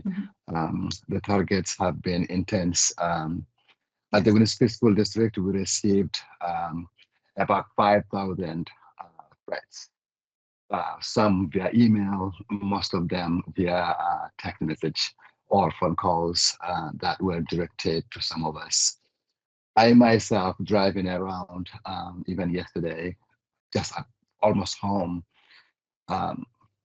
at a turn, as I turn left, someone going straight just really F you to me for whatever reason that was. I have no idea. That was intense. And but we're staying strong. We have a rapid response team working together, managing behaviors around the district, the safety protocols.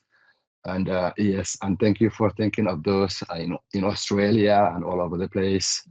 We live in an intense world, and I appreciate us as educators to be mindful of what's happening and mentioning it and really taking actions towards what's happening. Thank you. Just wanted to point that out. I appreciate you providing that personal reflection based on the lived experience recently in your work at the Winooski School District.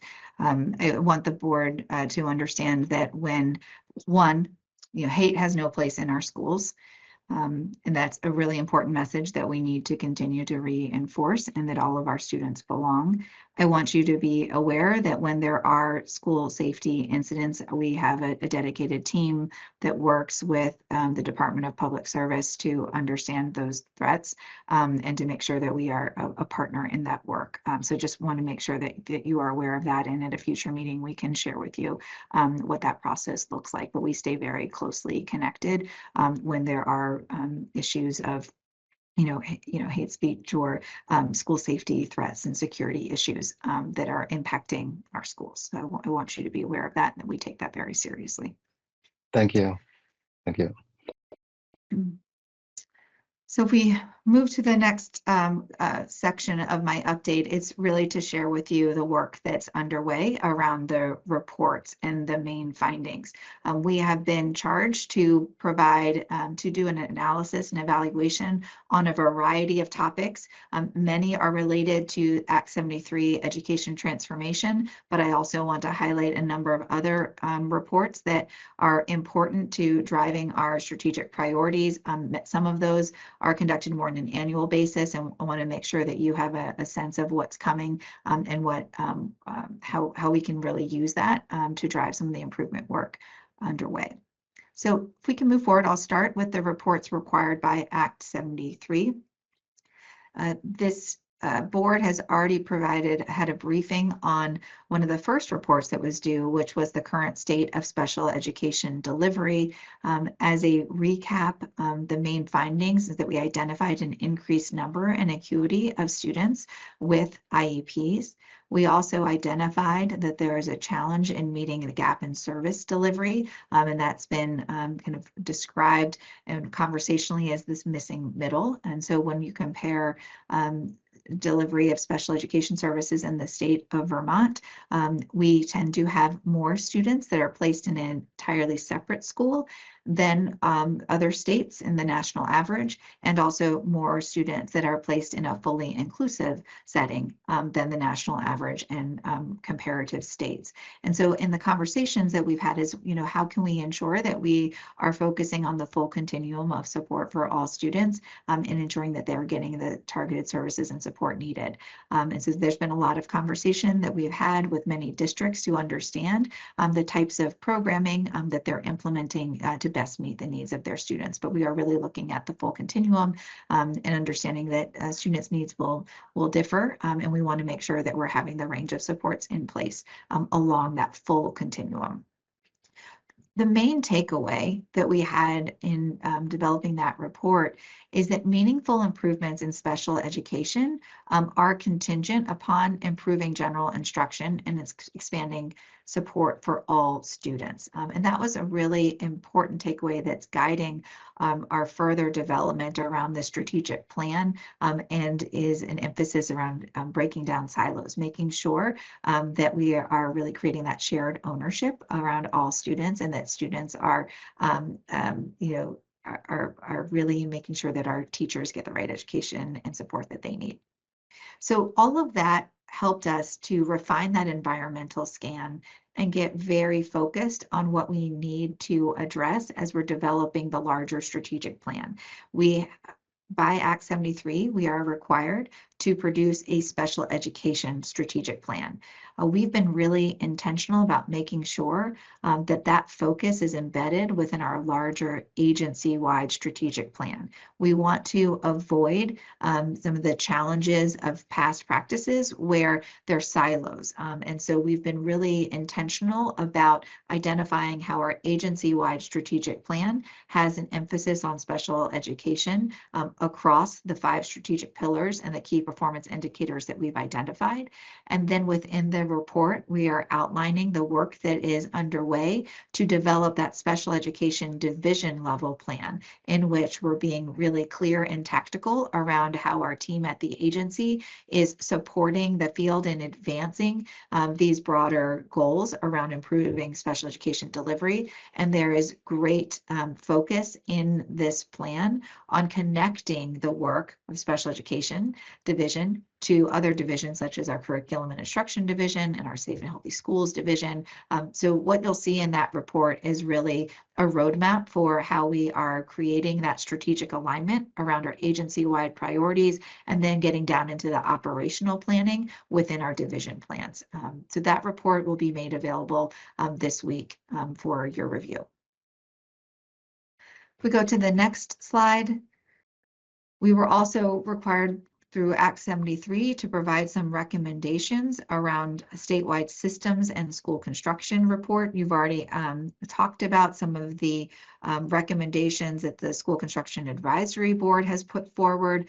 Our scope of work within this report was more specific related to how the agency would stand up a team to support the delivery of the school construction aid program once funding has been identified. And so that report identifies the specific job functions and responsibilities of those team members.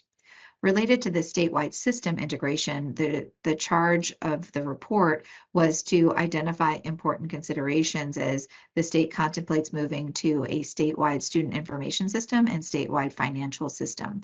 We have done some really valuable focus groups, including having a breakout session at our strategic planning retreat to identify the important considerations. And what came out of that was a need for a meticulous procurement process and very meaningful and thoughtful stakeholder engagement that's defining both the user requirements at the state level and also at the district level and making sure that those are both prioritized. Another main finding in this report is a need for data integration with a variety of platforms that supervisory unions and supervisory districts must use. Lastly, we did note in all of these conversations the complexity of our governance structure, and that has significantly impacted our ability to achieve alignment. And so there was just an understanding around the importance of doing this work and the enabling factor also around moving to some of the larger districts. We were subsequently required to produce a report to give an update on our progress of providing merger support guidance. This report is really walking through our process to ensure that we are prioritizing the guidance documents that are most impactful and that we have a process in place to engage the field in bubbling up those issues that are most critical and things that we need to make sure we're supporting and addressing in the merger process. So examples that are highlighted are the work that we've built in through the policy sprint team and actually identifying some important operational input from that group that help to inform the revisions and the evolution of Act 73. We also have conducted a number of strategic planning sessions, which we'll continue to do throughout this process. We are hiring, in the process of hiring new positions, and those were positions that were requested through the education transformation budget request and were tied to the agency through an appropriation. Those are 5 new positions for the agency. Currently, they are limited service positions, but the intent is that they support with the transition and also in perpetuity are supporting in terms of the district support functionality of really being in the field and field facing around supporting continuous improvement and enabling the agency to better differentiate our support based on the needs of our district. So if we move next to other reports, there are a number that are coming forward. We were required to provide an update on transportation.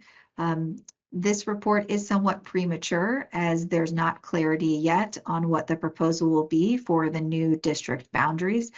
However, we did identify important considerations to guide the legislature in their thought process around transportation policy adjustments. We did identify in this report that any final recommendations would be linked to funding and governance. I think a really important part of this report is flagging the input from the field on the most important considerations. Some of them you heard in your earlier conversation as you're talking about schools that are small by necessity and making those recommendations. Additionally, this report contains a literature review of other state transportation policies that can serve as a guide and a framework for the state of Vermont.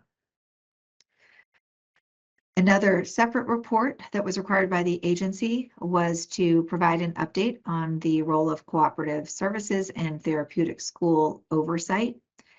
In this report, we provide a broader overview of the different types of regional service bodies that other states operate. So I think the one that has been really discussed in Vermont is VSBE within this report, which is called Boards of Cooperative Education Services.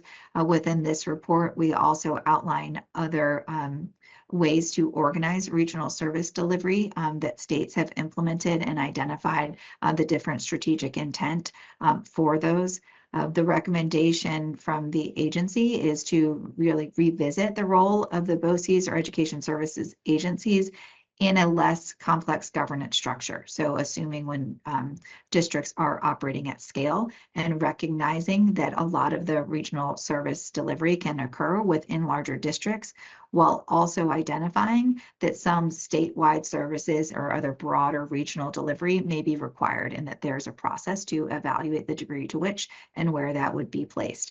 Part of the original proposal that came through with the education transformation was actually looking at education service agencies and thinking about them in relation to the delivery and support for career and technical education along with special education. Related to the therapeutic school oversight, this provides an overview of our current statute and process, identifies some opportunity for further data integration, and also was informed by both the work of the Special Education Steering Committee and consulting with therapeutic school leaders around the current state and need as part of the larger continuum. So overall, this report is talking about the need for increased coherence across the system and being really strategic in the ways in which we provide and deliver resource sharing aligned to the statewide priorities. I'll go to the next slide. Today, you will hear more about the statewide graduation requirements. That report will be provided to you at the end of this month. I will allow Dr. Erin Davis to walk you through the details of that report. The objectives have been outlined in statute around the statewide graduation requirements, setting the standard of excellence for graduates throughout Vermont, promoting equity and consistency of rigor across the state, supporting vertical alignment and integrations across the pre-K-12 system, aligning to the Vermont portrait of a graduate, and ensuring all Vermont graduates are set up for success in college and career and prepared to be actively engaged citizens. I want to highlight that this is also in response to a finding that we received from the U.S. Department of Education that identified we had uneven rigor across flexible pathway programs and graduation requirements. Within the presentation that Erin will share with you in a moment, we're really clear that graduation requirements are not the only thing to change and elevate rigor. we're really thoughtful about the place and the role that statewide graduation requirements play. They do play a very important role, but you'll hear in the presentation around the other areas of emphasis to support with elevating rigor and ensuring consistency in terms of equity of instructional opportunities for students across the state that will go beyond just establishing the statewide graduation requirements. The next slide. Thank you, Suzanne. I'll highlight at a very high level other legislative reports and what you can expect. Within Act 76, we are required to submit a report around how the Agency of Education is elevating our focus on early childhood education. This was a chief focus of our reorganization, and you will read more in that report around the intentional choices that we made within the reorganization to provide additional instructional leadership around academics and the pre-K specifically.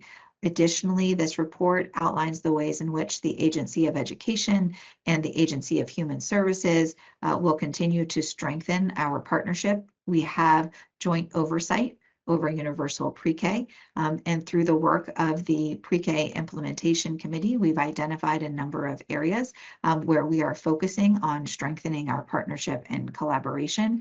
So you'll read through some of the work plan strategy that we have. Again, this is very reflective of our focus as an agency. We're working to break down silos within our agency and also to strengthen collaboration with our sister agencies, particularly where we have areas of joint oversight. The Act 78 After School Initiative, there is an annual report that we provide. This report will highlight the progress that we've made towards our goals of offering universal after school and also highlight some of the new grant-making programs that will become available. There will be a report on our community schools update. This is really a critical strategy to promoting effective school and community coordination to meet the needs of the whole child. So we're excited to share progress around the schools that are participating in that pilot. Act 139 is focused on improving literacy. In addition to the work that we're doing around the Read Vermont initiative, there are two substantive reports that will be published. One is providing an update on kind of where we are in the trajectory of making strides with promoting better literacy outcomes statewide. And the second report is a recommendation to the Vermont Standards Board for changes to educator preparation programs, focusing on training our new educators in the science of reading. Act 77 requires an annual dual enrollment report. So within that, you will see participation rates in dual enrollment and really an effort to expand college and career readiness. Act 67 requires a local foods report. So that is a regular update that we provide. And then Act 35, within that report, you will see an update around suspension and expulsion. So that concludes the overview of the reports that we're doing. I do think it's really important for you to understand all the work that is underway and really the thought that goes into developing these reports. Part of a value and an approach that we take as an agency is ensuring that these recommendations are data-driven and are also contextualized with input from the field. So you'll see that in the report. It talks a lot about the data. It also talks about the process by which we're analyzing the data and contextualizing that by working with educators across the state to make meaning of the data and to inform our recommendations and our priorities and work at the Agency of Education. So to conclude, I will share with you the links to all of these reports. We are also developing a one-sheeter for each of these reports because each report is quite lengthy and want to make sure that we can at least give a broad overview of the variety of different findings and recommendations relative to these areas of our education system that are critically important. So with that, I'll open it to any questions you might have for me. Zoe, thank you. That is a lot of work. I look forward to looking at the reports and understanding in greater detail, but the overview is, I think, really a good starting point. And I know that a lot of this is going to be feeding into the next legislative session. So Yes. Thank you for compiling all of it and getting those reports out. Board members, any questions at this time for Zoe or any other? Mohammed? Yeah, I'd echo Chair Samuelson for this report. Thank you. Just a wonder, really, might need some work for my thoughts to flourish. With where we are in terms of literacy recovery, I have to say across Vermont, I was wondering whether there is something that I think is possible to be implemented with the 21C program. And my thought around that is really to mandate it to have at least an amount of literacy recovery during the after-school program. And in regards of how to manage that, it could be left to the local schools to manage it, because every school knows who needs what. Because currently the way it's working, I myself am hesitant to talk to my colleague whom is running the 21C program around this thought I'm sharing right here. I don't want to make often my colleagues feel like I'm dictating of what they should be doing to help with the needs of the learning or the students. So having at least each 21C or school have that opportunity and really keep it as mandated, not like open or by choice, because there is so much that can be done in the after school program or programming that can supplement what we cannot accomplish during the school day for various other reasons. If you have any thoughts on that or incorporate that in the planning, or I can elaborate if anyone needs to understand what I'm saying more. Yes, I appreciate that comment, and I agree with you that the extended learning opportunities provide a great chance for us to really reinforce the academic learning, the academic recovery, providing targeted tutoring and enrichment after school. So you'll see that in our report reflected back that there is a lot of thought around how to best leverage those opportunities to provide additional academic support for our students. That is a requirement of the 21st century, and it's also work that we're focusing on with the state-funded after-school programs. There's some thought too around exploring different grant-making program that would be really targeted to help facilitate and support tutoring and academic enrichment specifically. So really appreciate the thoughts on that, and I think we have a really wonderful opportunity in the state of Vermont to maximize a different funding source that has been set aside for extended learning that connects really closely with the school environment. So you definitely will see that, and that certainly is an area of focus. I've been working with the after school advisory committee and actually putting forward some really preliminary ideas around how we can even think about more of somewhat of an entitlement grant for using these dollars for tutoring and extended learning opportunities where there are tremendous needs in our state. So yes, I'm definitely excited to continue that conversation and believe strongly in the opportunities for extended learning time to be leveraged to support with those academic goals. In addition to providing enrichment. That would help a lot. At our school, for example, this year, and when I say at our school, I'm thinking about every other school in Vermont, honestly speaking. We were using some grant money that we no longer have to contract with external providers to come in doing tutoring one-on-one, but we no longer have it. So this year that is not happening at all. And I continue to worry. That's why I'm really sharing this thought here. And thank you for already taking a stab on it somewhere. Yeah. Yes. We've also talked about the opportunity for more regional partnerships that can push in resources to existing after-school programs that may not have access to a teacher to support with instruction. So you'll see there's a variety of different ways that we're approaching the grant-making portfolio to differentiate our support and also build capacity in certain areas that we've identified are after-school deserts. Thank you.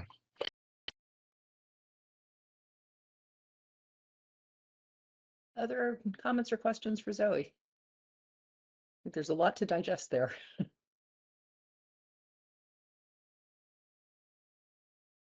So Zoe, are those reports completed and available and you're working on the one-pagers, or? Some of the reports have already been published and others are in final editing this week. So what I will do is next week, I'll share with you the full list of all of the reports.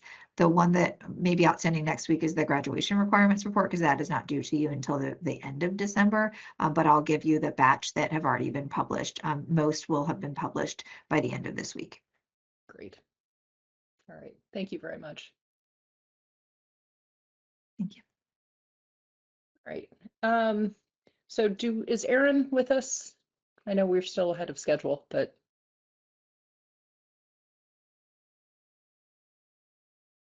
I am. Oh, great. If you're ready All right. for me, I am ready as well.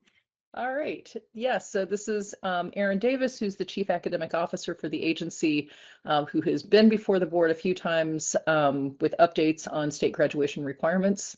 I believe this is your final update to the board before you turn the recommendations over to us. So thank you for being with us today. Yeah, that's correct. Thanks so much for having me. All right, give me just a moment to get my slides up and get settled.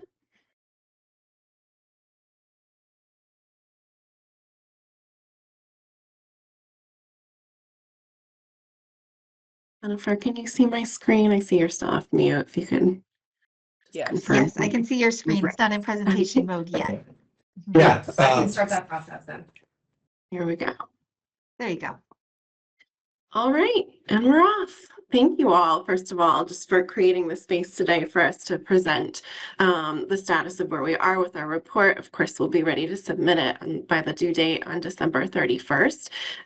One thing I want to highlight before we get going today, I know I've had the chance to present to you each month starting in August about our progress on this project. I typically don't have quite as text heavy of slides as what you will see today, but in anticipation of getting the report to you pretty close on the heels of this presentation, and also in an effort to just present to you as much from the report as I can at this point. Just a fair warning, and I thanks for your engagement in advance for some text heavy slides here. So this is a reminder. I know Zoe just popped up a similar version of this slide to you all about the statewide graduation requirements. And so it's section 9A of Act 73 that requires the agency to make these recommendations to the state board for statewide graduation requirements. It's due to you all in the form of a report, as you know, by December 31st. And we, of course, are intending through this effort to ensure that all Vermont graduates are set up for success in college and or career and prepared to be actively engaged citizens. We see this as kind of the first domino in that effort. We acknowledge, like Zoe said, that this alone is not going to result in that, but it is a really important first step to setting the standard of excellence for graduates throughout Vermont, to promote that equity and address the inconsistencies of rigor across the state, and to align to the Vermont portrait of a graduate. And as part of that kind of domino effect, we're really excited about the opportunity to provide more vertical alignment and integration across the full pre-K through 12 system. So some main takeaways from what I'm going to present to you all today. First of all, want to go a little further in depth into the U.S. Department of Education finding from their last monitoring visit to Vermont in 2024. Their findings showed that there was uneven rigor in graduation requirements across the state currently. Secondly, as we've been reiterating, we know that the statewide graduation requirements alone won't fully address it, but we do see them as a really important important first step, and they fit into the agency's broader strategy and the work that's on the horizon for us in supporting schools and students. The AOE graduation requirements report will share our recommendations and the rationale for them, and it will also identify areas of further inquiry and next steps to support you through your decision-making process as a state board. And I did want to let you all know in advance that we already have additional stakeholder engagement sessions planned to support you in that process. Okay, so to begin, like I said, I want to go a little further in depth about that monitoring visit finding of uneven rigor across the flexible pathways programs and the graduation requirements in Vermont. This was during the part of their evaluation around our graduation rate indicator.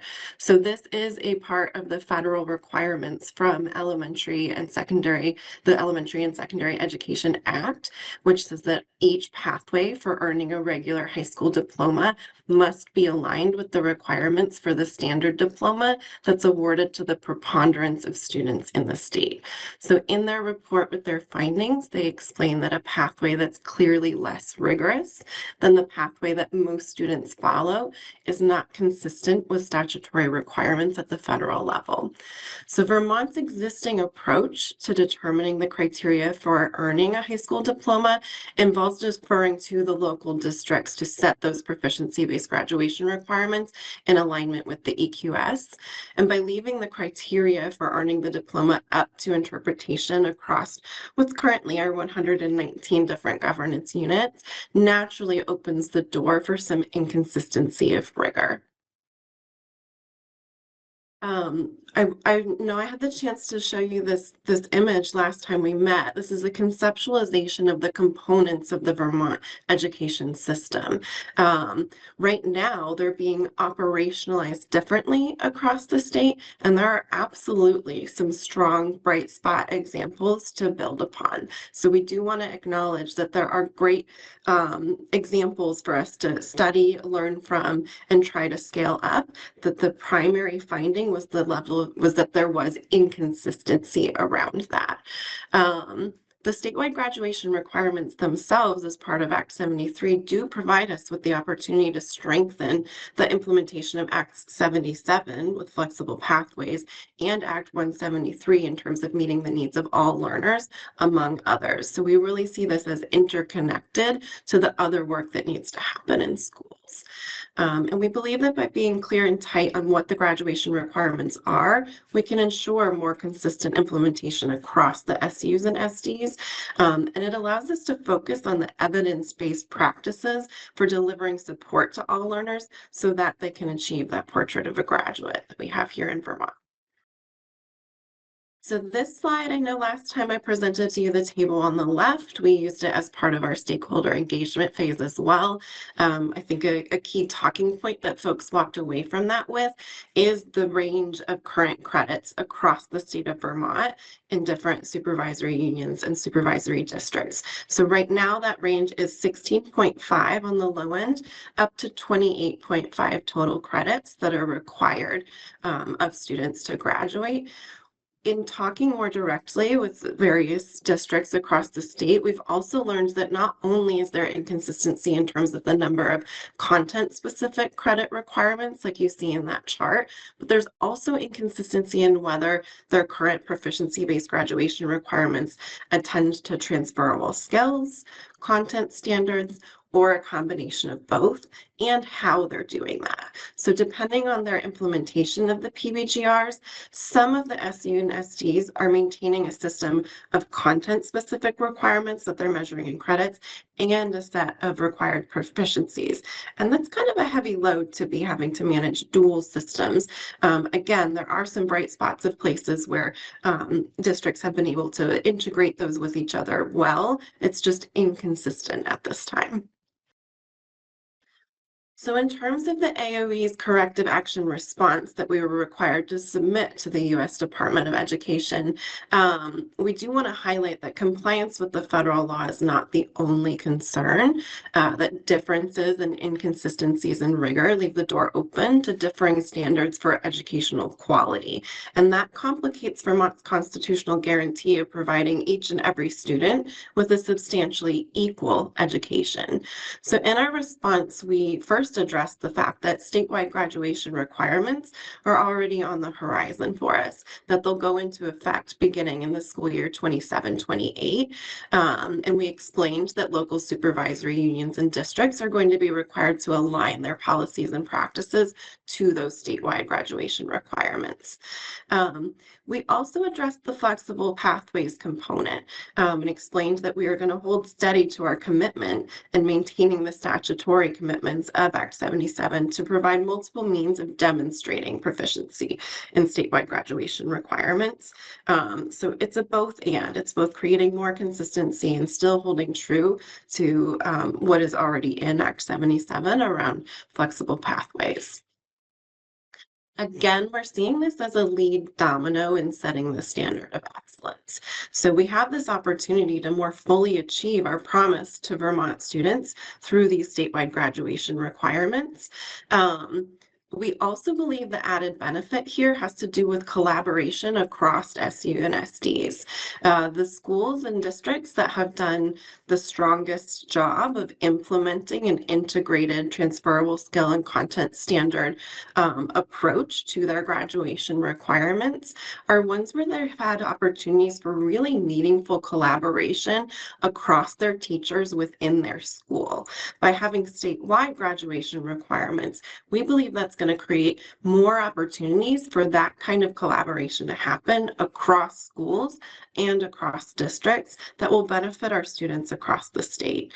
We also want to acknowledge that this does, by having statewide graduation requirements, it does eliminate the challenges that students currently face if they move from one school or one district to another where there might be different standards for graduation currently. And it eliminates the challenge that CTE centers face in terms of receiving students from multiple sending schools with varying graduation requirements and supporting their students to satisfy those requirements.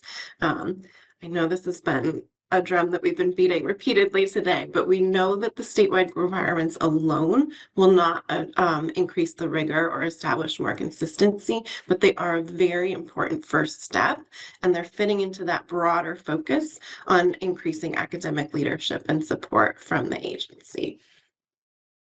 So I want to speak to that next. There's been a big trend, I would say, in terms of the stakeholder engagement with questions around what does this mean for proficiency-based learning? So first of all, I learned there's a variety of ways that that term is being defined across the state. We're defining it here as an instructional model that provides students with a variety of opportunities and formats to demonstrate their proficiency in specified knowledge and skills.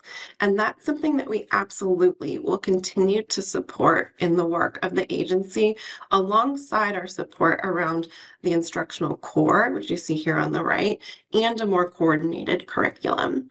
The locally defined proficiency-based graduation requirements are being replaced with the statewide graduation requirements as part of Act 73. And lastly, we've sometimes been getting questions around what does this mean for proficiency-based grading, since some systems have also taken that on as part of their work. And the support around what grading looks like is a little further down the road from what we're talking about at this point. So just quickly wanted to orient you to the instructional core graphic that you see on the right here. We know that in order for students to be provided with opportunities to meaningfully engage in rigorous learning, that there's three key components to that. This is a concept from Richard Elmore's work. First, there's the content aspect of it in terms of what students are learning, how rigorous it is, and how relevant it is to them. The second one around teacher knowledge and skills has to do with the instructional practices that the teacher is leveraging. So how are they presenting the content and information to students? How are they understanding the content themselves and preparing to address potential misconceptions? And then lastly, there's the student engagement piece, right? How are students being invited to engage in their learning? And that results from what you see in the middle there around the actual tasks that the things that we're asking students to actually do to further their learning. And this model is really something that's going to be a focus on with our academic leadership here at the agency as we move forward. So quick reminder of timeline events, and again, the things that have asterisks next to them are dates that were specified as part of Act 73 in sections 8A and 9A. We are now at phase 3, which is the reporting and recommendations, having completed our research and analysis and our stakeholder engagement phases. We're preparing for supporting the state board with providing the state board with ongoing support through their decision-making process. Ultimately, the decision around the statewide graduation requirements must be made by July 1st of 2027. They do go into effect that same fall for school year 27-28 with the entering 9th graders, and those 9th graders that year would then be the first graduating class held to these new expectations in the graduating class of 2031. Okay, so let's get into the recommendations themselves. Just wanted to provide you a quick reminder of how we approached phase 3. So we spent significant time reviewing and synthesizing the research that we had conducted, both in terms of what's happening currently within the state, as well as what's happening in other states around graduation requirements. And then we also dove really deep into the stakeholder feedback that we received. And that has informed the recommendations and the rationale for them that we're including in the report. So the report will include an executive summary section, an overview of our research findings, an overview of the stakeholder feedback trends that we received. And it's also going to include the specific recommendations that we're prepared to make and the rationale for them. And lastly, it's going to conclude by identifying those areas of further inquiry with aligned suggested work plans for additional support around the decision-making process for the state board. We know you all have a tall order in front of you. I want to start with our first recommendation, that is the use of credits as the unit of measure for graduation requirements. So we are recommending aligning with what is currently in EQS as it relates to graduation requirements, which already explains that if credits are used as the unit of measure, it should specify the proficiencies demonstrated in order to attain a credit and should not be based on seat time spent learning. We acknowledge that there's a history around the Carnegie unit implication of the term credit that connected it directly to a specified amount of seat time. That is not what we mean by this, and that shift in definition was already underway through what was described in the education quality standards here. So we're recommending defining 1 credit as a set of essential enduring skills and knowledge in a content area based on the typical coverage of standards that would be included in a year-long course or an equivalent learning experience. So for example, an Algebra 1 credit toward the math requirements would have a set of standards, math standards, that are expected to be covered to earn that credit. And one student might be able to show proficiency in the standards covered for that Algebra 1 credit more quickly. Another student might require additional time or support, but both would receive 1 credit for that learning. This is intentional to empower students and their caregivers to be able to make decisions around how their students are satisfying the graduation requirements, because this is the use of a familiar and well understood approach to a unit of measure for the requirements. And additionally, as we pointed out before, 86% of the SUs and SDs that we inventoried are already using credits as a unit of measure for part of their graduation requirements, aligned to the current guidance within EQS. And lastly, I want to share some context about the rationale in this decision. We really did consider the feedback from stakeholders who flagged to us concern around the definition of credit. referring back to the previous definition of it as it relates to a required amount of seat time, we acknowledge that there's going to be a change management process necessary in shifting everyone to the definition that we intend for credit. We considered other terms, among them the term proficiencies. Proficiencies currently is defined in such a wide array of ways across the state that we believe it would have been more difficult to gain consensus on the meaning of those than it does to make the shift in understanding the definition of credit as we mean it here. So in terms of the actual recommendations, I'm not going to build the suspense any further. This is what we are recommending in terms of the total number of credits, 22.5, and how those are broken down by specific content area. You'll notice that in some content areas, we've specified certain kinds or topics of learning as it relates to that content. I mean, civics has just had like such incredible response from our stakeholders about the importance of including that and calling that out distinctly as a 1 credit requirement, for example. But yeah, overall, in the next couple of slides, I'm going to present to you all the way that we included the stakeholder feedback and the fact that there was really significant consensus around what these recommendations should be. I'm going to pop this slide back up in just a moment when I compare it to the input that we got from our stakeholder engagement survey as well. So it's going away for a moment, but it'll come back.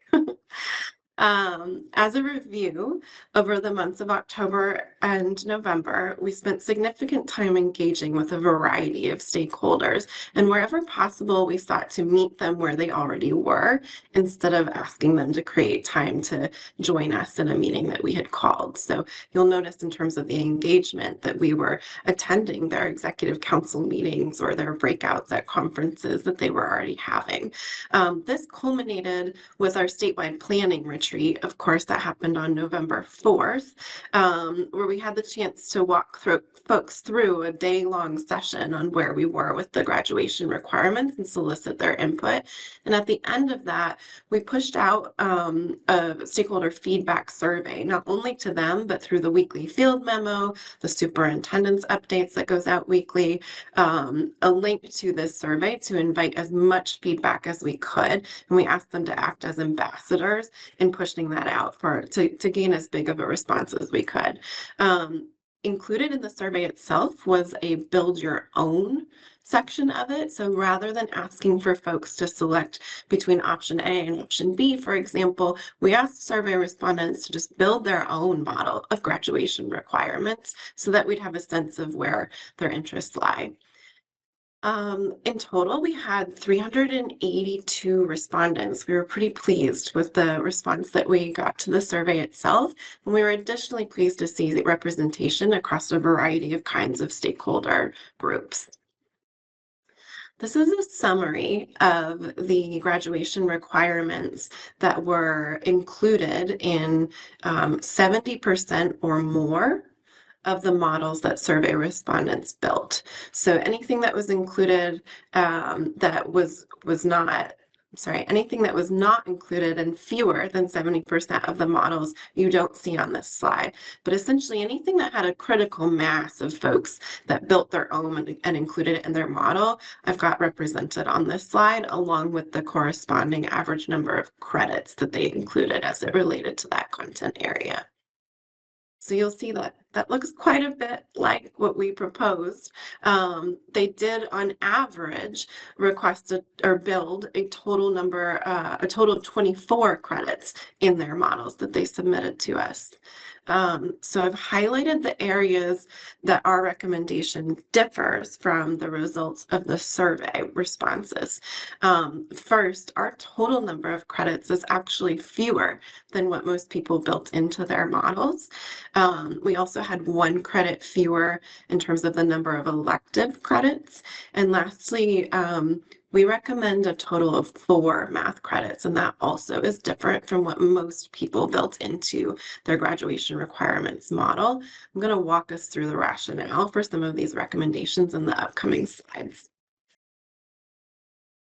So first of all, our recommendation and our approach here has been to increase some content requirement in some content areas while still building in enough space for flexible pathways and decisions around deeper learning for students in their areas of interest as it aligns to their college and career aspirations. We've already crosswalked the recommendations that we're making with what the current requirements are across the state. We've identified that in math, health, art, financial literacy, and world languages, there would be an increase, a change for many of the supervisory unions and districts across the state. We acknowledge that that is an adjustment that we'll need to help folks prepare for, but we believe that the recommendations and the approach we took will provide sufficient consistency across the SUs, and that the increase in the areas that you see here are meaningful ways for us to better prepare graduates for their post-secondary lives and better realize the Vermont portrait of a graduate. So a couple of quick examples: an increase in the total number of health credits, the addition of a financial literacy half credit requirement, we think better prepares students for their next steps after graduation. Additionally, if we kind of model this out by thinking about a typical high school 8-block schedule, a student who shows proficiency in the standards of the required credits within a year's time over the course of 4 years of high school experience, in theory, that student could earn up to 32 credits if they weren't taking any free periods or study halls or those kinds of things.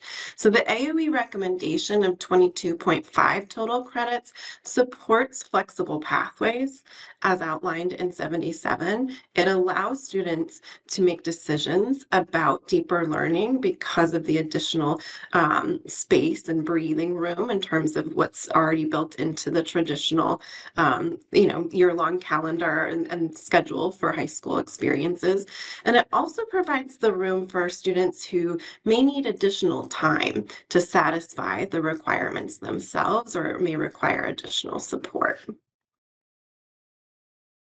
I did want to make a quick note on entrance requirements to institutions of higher education. We, of course, acknowledge that not all students aspire to attending an institution of higher education after graduating high school, but we felt it was important to cross-reference our recommendations with those entrance requirements. We inventoried Vermont institutions of higher education. You'll see on the table here what our findings were. Within those credits that they require for entrance, there are often specifications, sometimes that exceed what we've included in ours, such as Algebra 2 for math and 2 credits of the same world language when there is a world language requirement. We also noted that some of them call out a full course load of challenging academic subjects as part of the senior year experience. So again, while we know that not all students aspire to attend higher education institutions,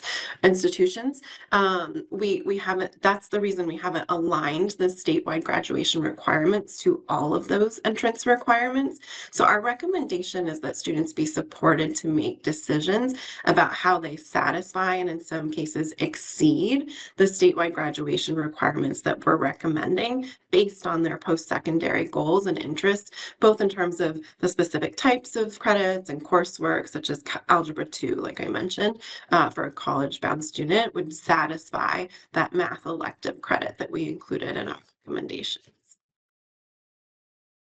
Our next recommendation is the integration of transferable skills within the content requirements for graduation. We believe that transferable skills are most meaningful when they're embedded within the content as opposed to being assessed as part of a separate graduation requirement. This aligns with the stakeholder feedback that we got. We included a whole section of the survey that I mentioned earlier, specifically to elicit feedback around whether or not it should be included, whether it should live at a local level or a state level. And the feedback was that it was appropriate for us to not include it at the state level as a separate requirement.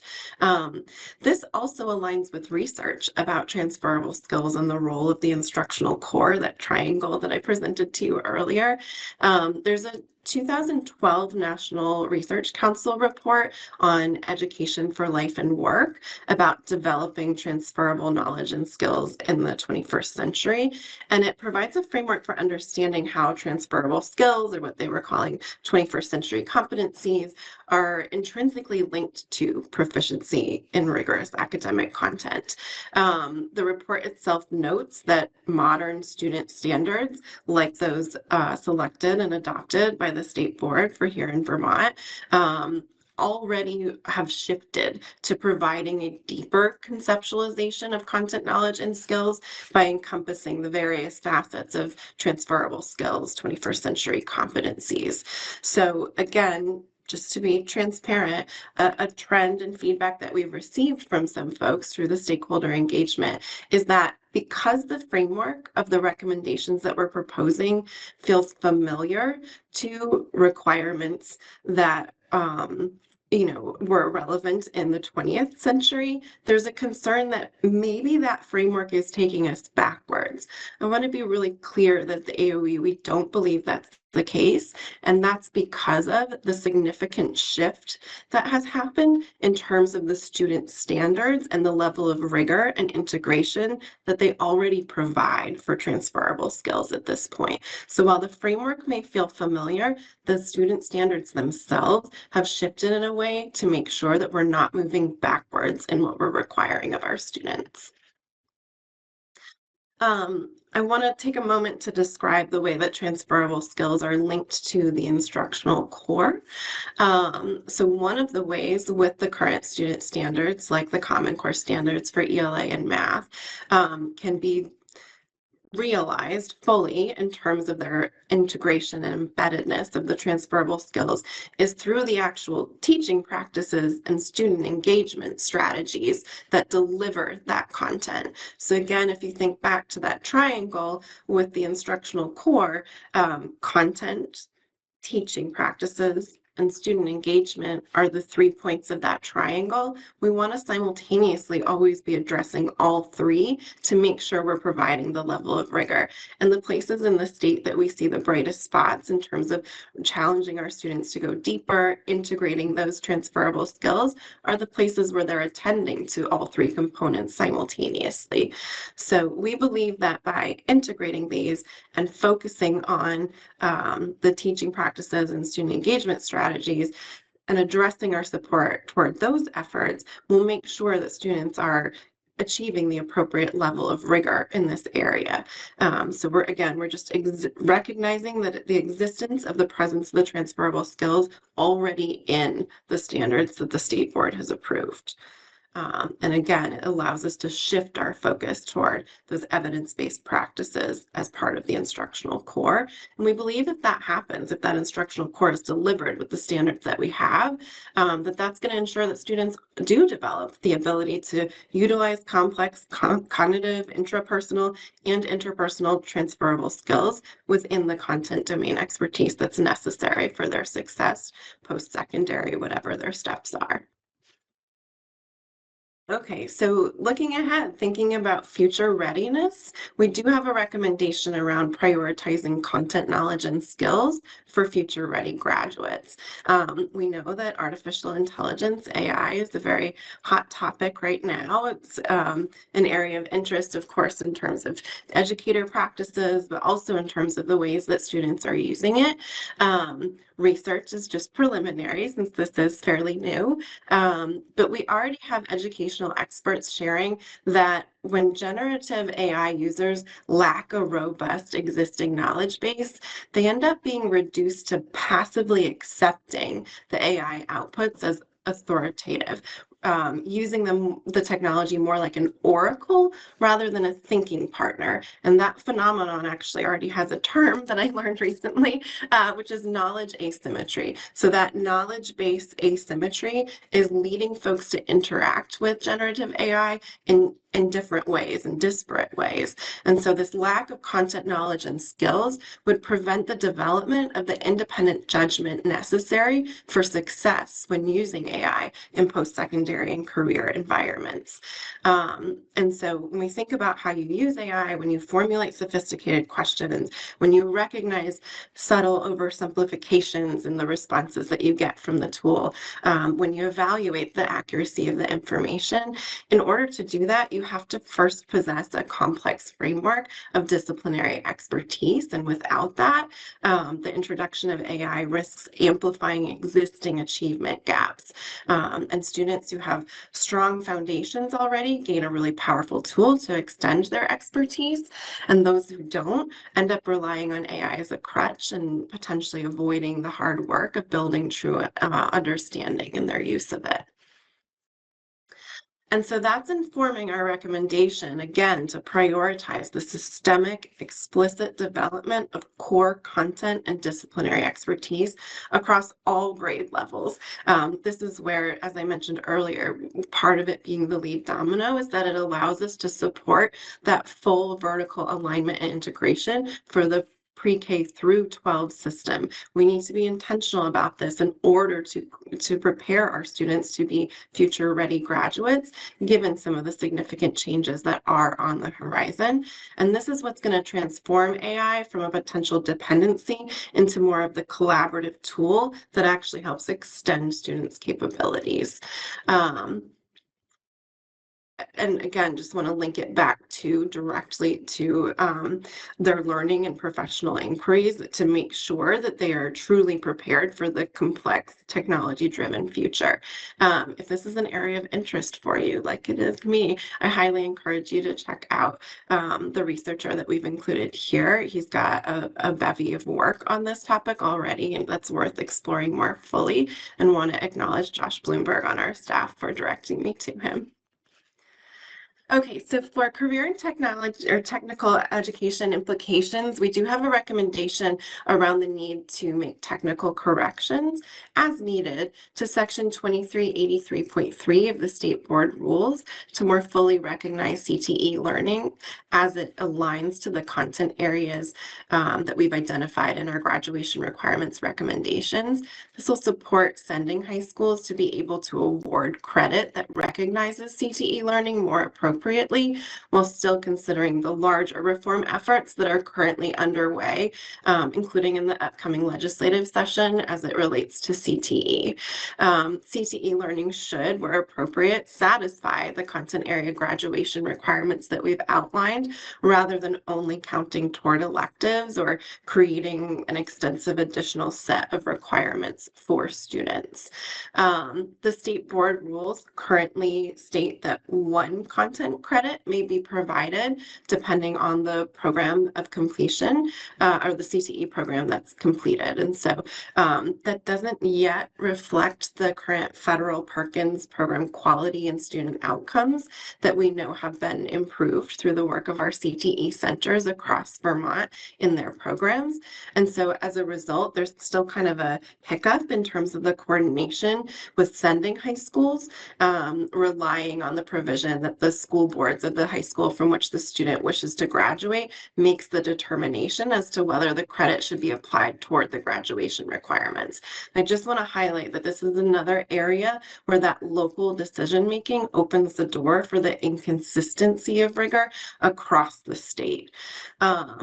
We have already, as a state, established CTE program quality minimum requirements.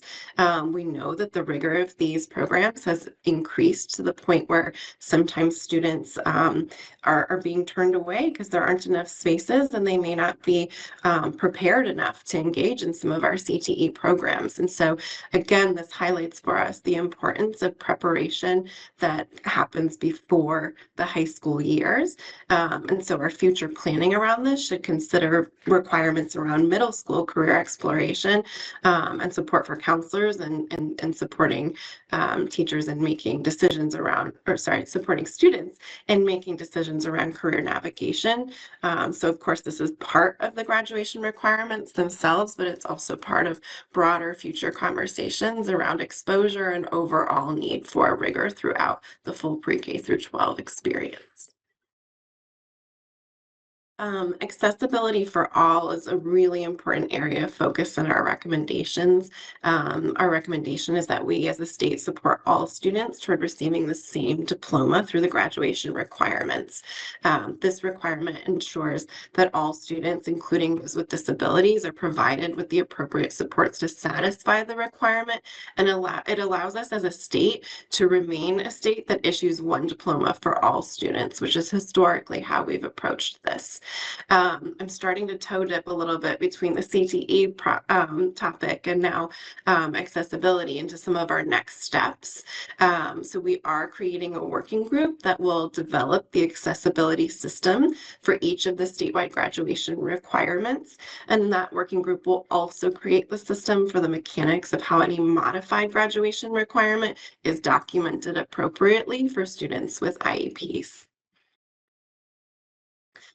Okay, I'm kind of on the downside here, and I appreciate your ongoing engagement with this. So student feedback has been a really important area for us. We heard through the Listen and Learn tour last year and through additional student-led events, including some as recent as last week where we got to join some students in presenting about what their desires were for their experiences in education here in Vermont. They're repeatedly asking to be provided with opportunities for deeper learning, and that has informed our approach to the recommendations.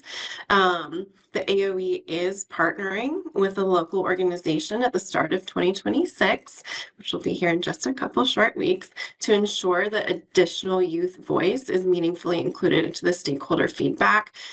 We specifically want to make sure that we're engaging students who may not currently be thriving in the system. It's really important to hear their perspectives and experiences to help inform more equitable and effective practices and make sure that that is part of the final decision on what the graduation requirements are. So we're going to be really intentional about it being a broad and diverse range of students with a variety of needs and aspirations post-secondary. And we're going to compile that focus group data into a report that we will share back with the board to support your decision making. So like I said, I was starting to ease into the next steps. Here's a list of them. In addition to the recommendations that we've walked through today, we'll flesh them out further in the report that you will be receiving by the end of the month. We also recommend the following steps, and we'll also outline this in the report itself.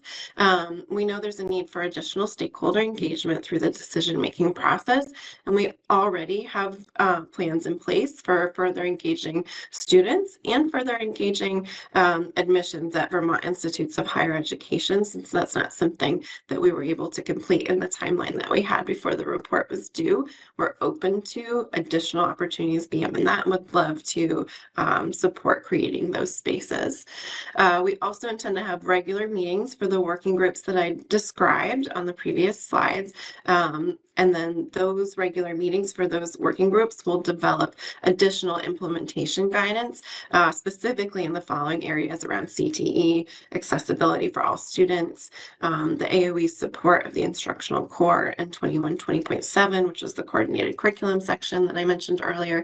And then lastly, seals and endorsement as a way to support and encourage and recognize deeper learning that students do in specialized areas of focus. So what's on the horizon, of course, is that we submit the report to you by December 31st. We are on track for that. Phase 4, we're positioned to continue to provide you support in your decision-making process.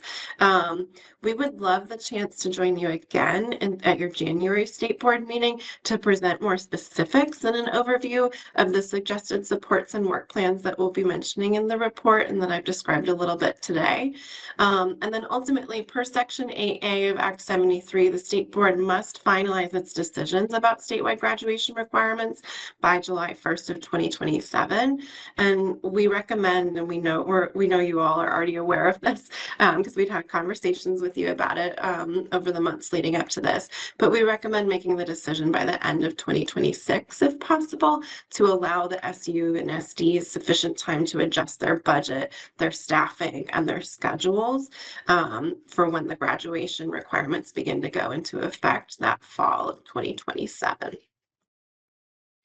I want to thank you in advance. You all have a big charge in front of you as a state board, and really, really appreciate the work that you have ahead. And also want to take the opportunity to recognize the hard work of the staff members across the AOE who've dedicated really significant time and effort to these recommendations. It's really been an intensive process. We feel like we've had the opportunity to engage really meaningfully with a variety of stakeholders across our schools, and we're eager for additional opportunities to engage with them to make sure that this is best meeting the needs of our students. I'm going to close out there, and thank you. Erin, thank you. I hope you have a glass of water handy. I do. Oh, look at me, actually. Maybe a little bourbon. Yeah. Well done. Yes, very, very comprehensive. I do have questions. I'm sure other board members do as well. So why don't we open it up at this point? Tammy.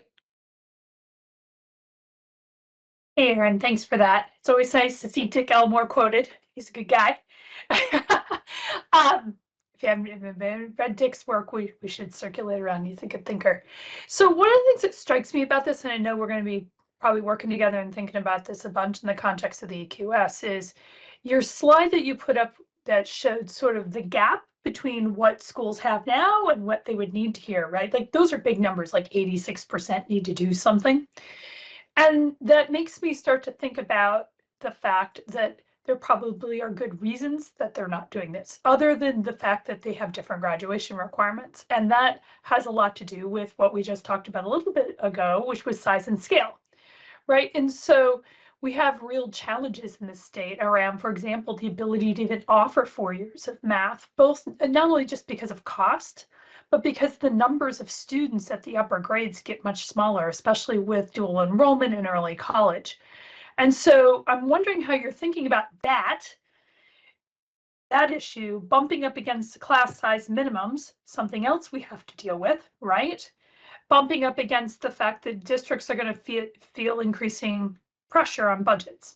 And I say all that because I think having uniform graduation requirements make a lot of sense. And they have always kind of scratched my head why we didn't have them in this state. And so don't take this as a critique, but I'm just trying to think a couple moves down the playing field here around implementation. And I'm seeing those three things come to a real head around these graduation requirements, especially since we're going to put them in the EQS.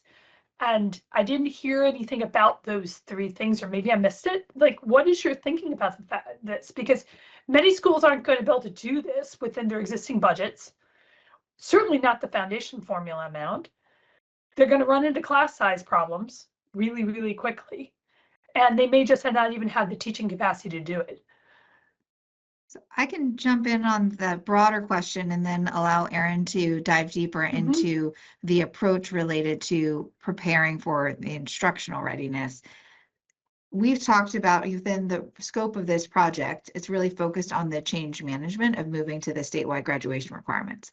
The broader change management approach needs to be intentional around connecting changes around governance, funding, and quality. So this is situated, this recommendation, right, within the broader change management approach outlined within Act 73, which will transition to a funding formula and transition to larger districts.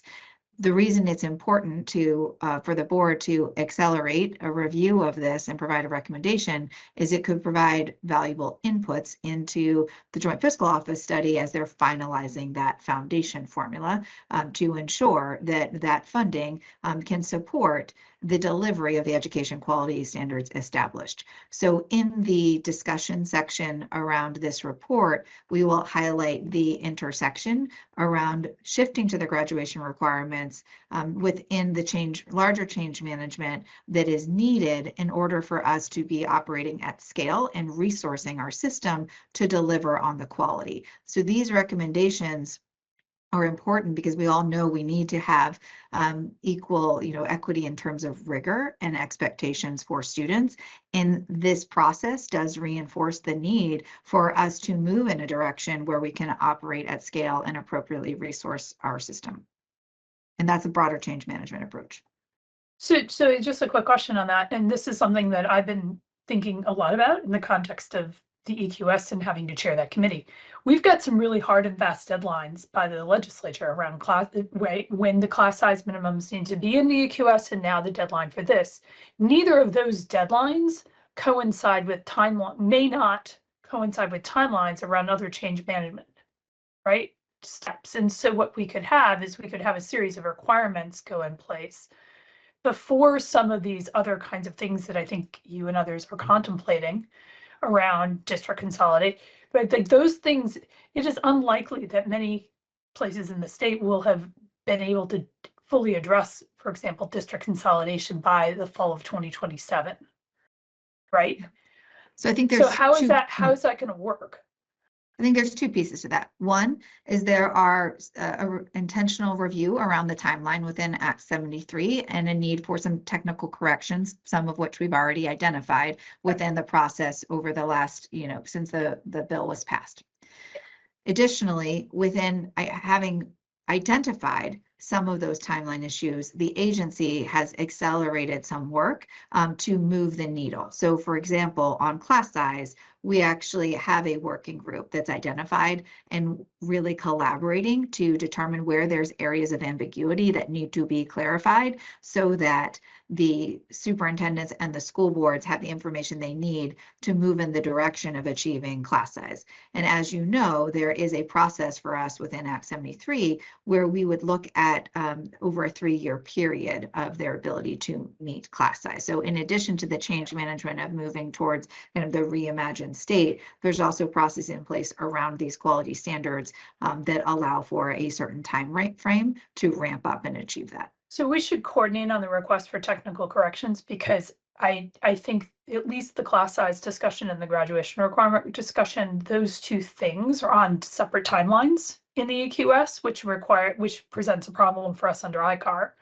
And the second thing is that those two things probably have to work together. And the third thing I'll say is if you are doing a group on class size, I think someone from the state board it might be good for us to be in there because we have to actually handle that in the EQS. And right now we are like the statute doesn't even define how to measure class size.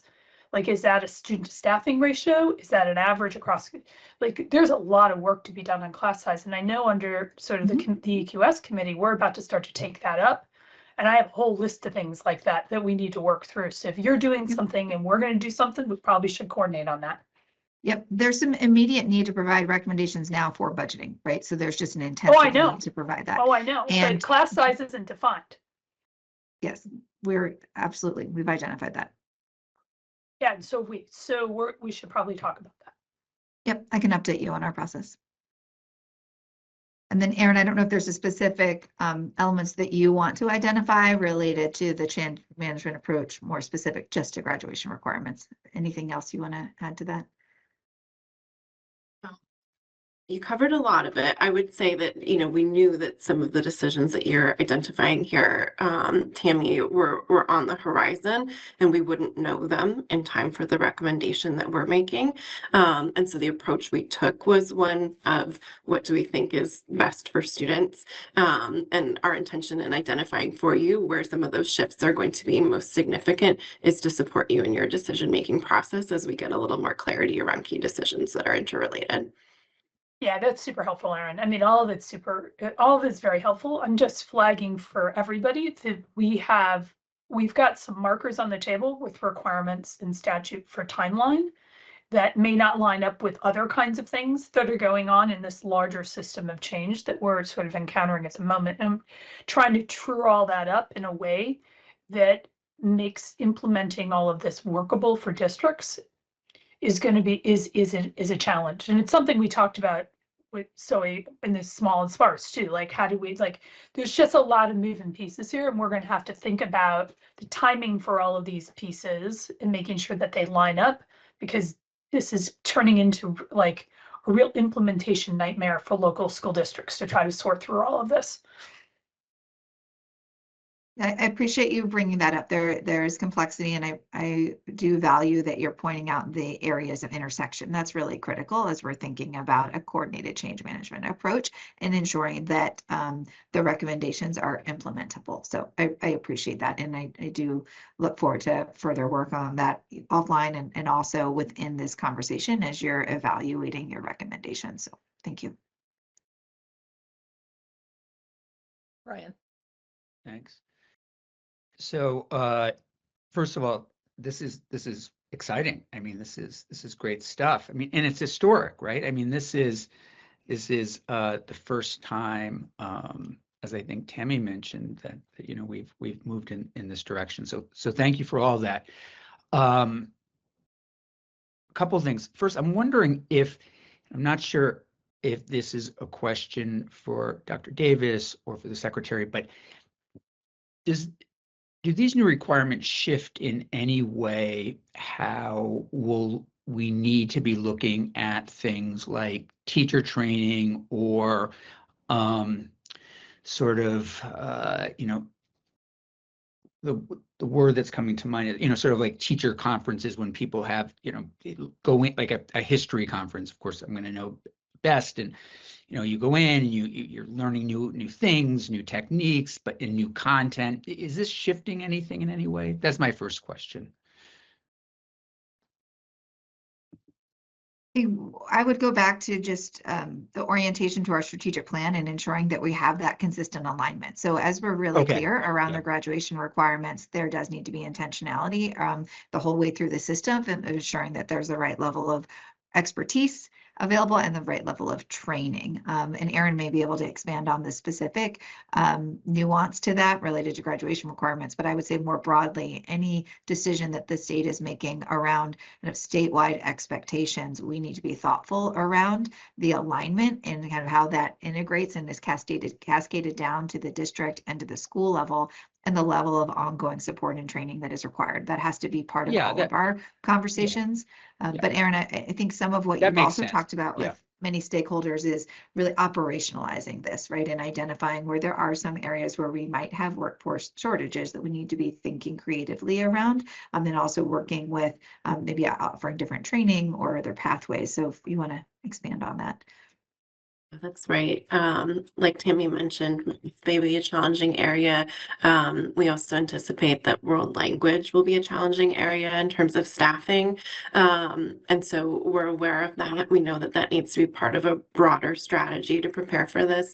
And even more broadly than just specific content areas like that, you know, our rates of provisionally licensed teachers continue to increase. And so thinking about what the trainings that are made available need to be focused on. It's why I'm lifting up the instructional core as an area of focus, because that's a lens that we need to be thinking through the support that we're providing in terms of training to make sure that folks are prepared to deliver on these requirements in addition to the staffing needs.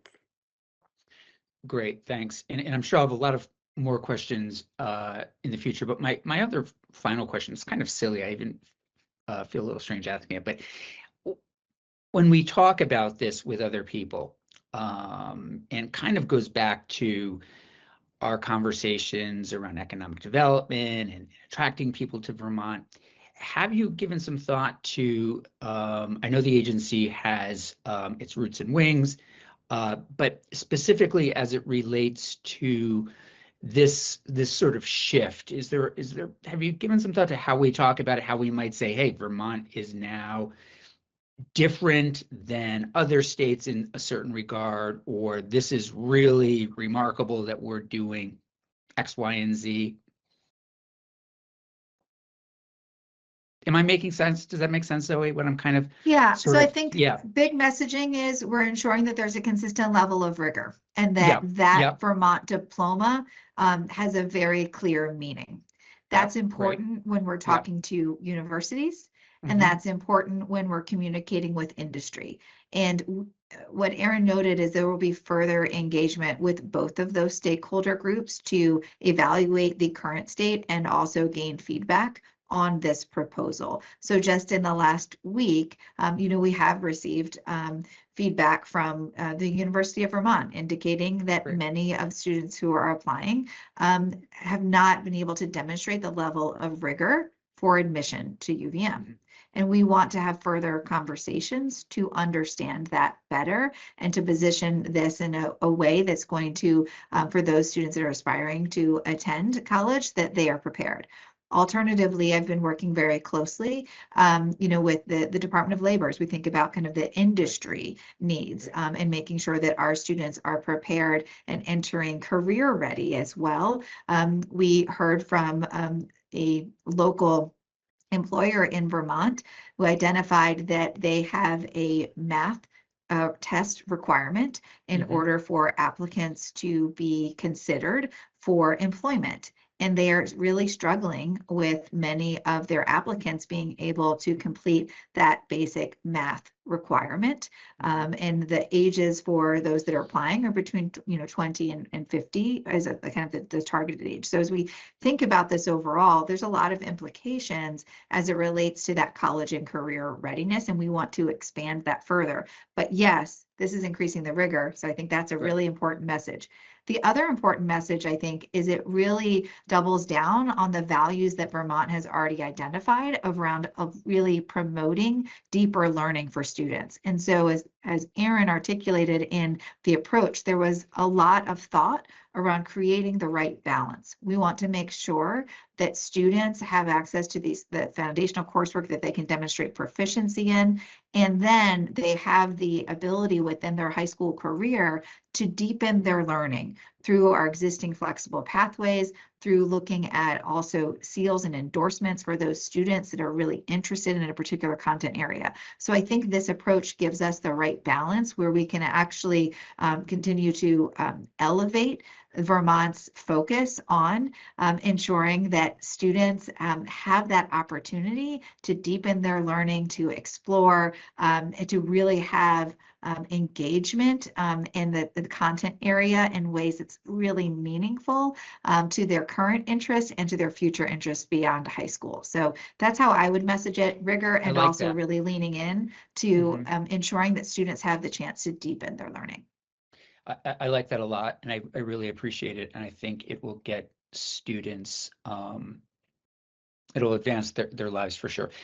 Final comment, don't need an answer to it, but I remember when I chaired the committee, UVM and other colleges would come in and I'd always ask, so what's the most innovative thing that you would say the university or Bennington or Middlebury or Castleton is doing right now? And so I just kind of just put that out there just to think about at another time, and maybe, but what is the most innovative aspect of this direction that we're moving in? At some point it might be interesting to pull that apart, but for now I'm great.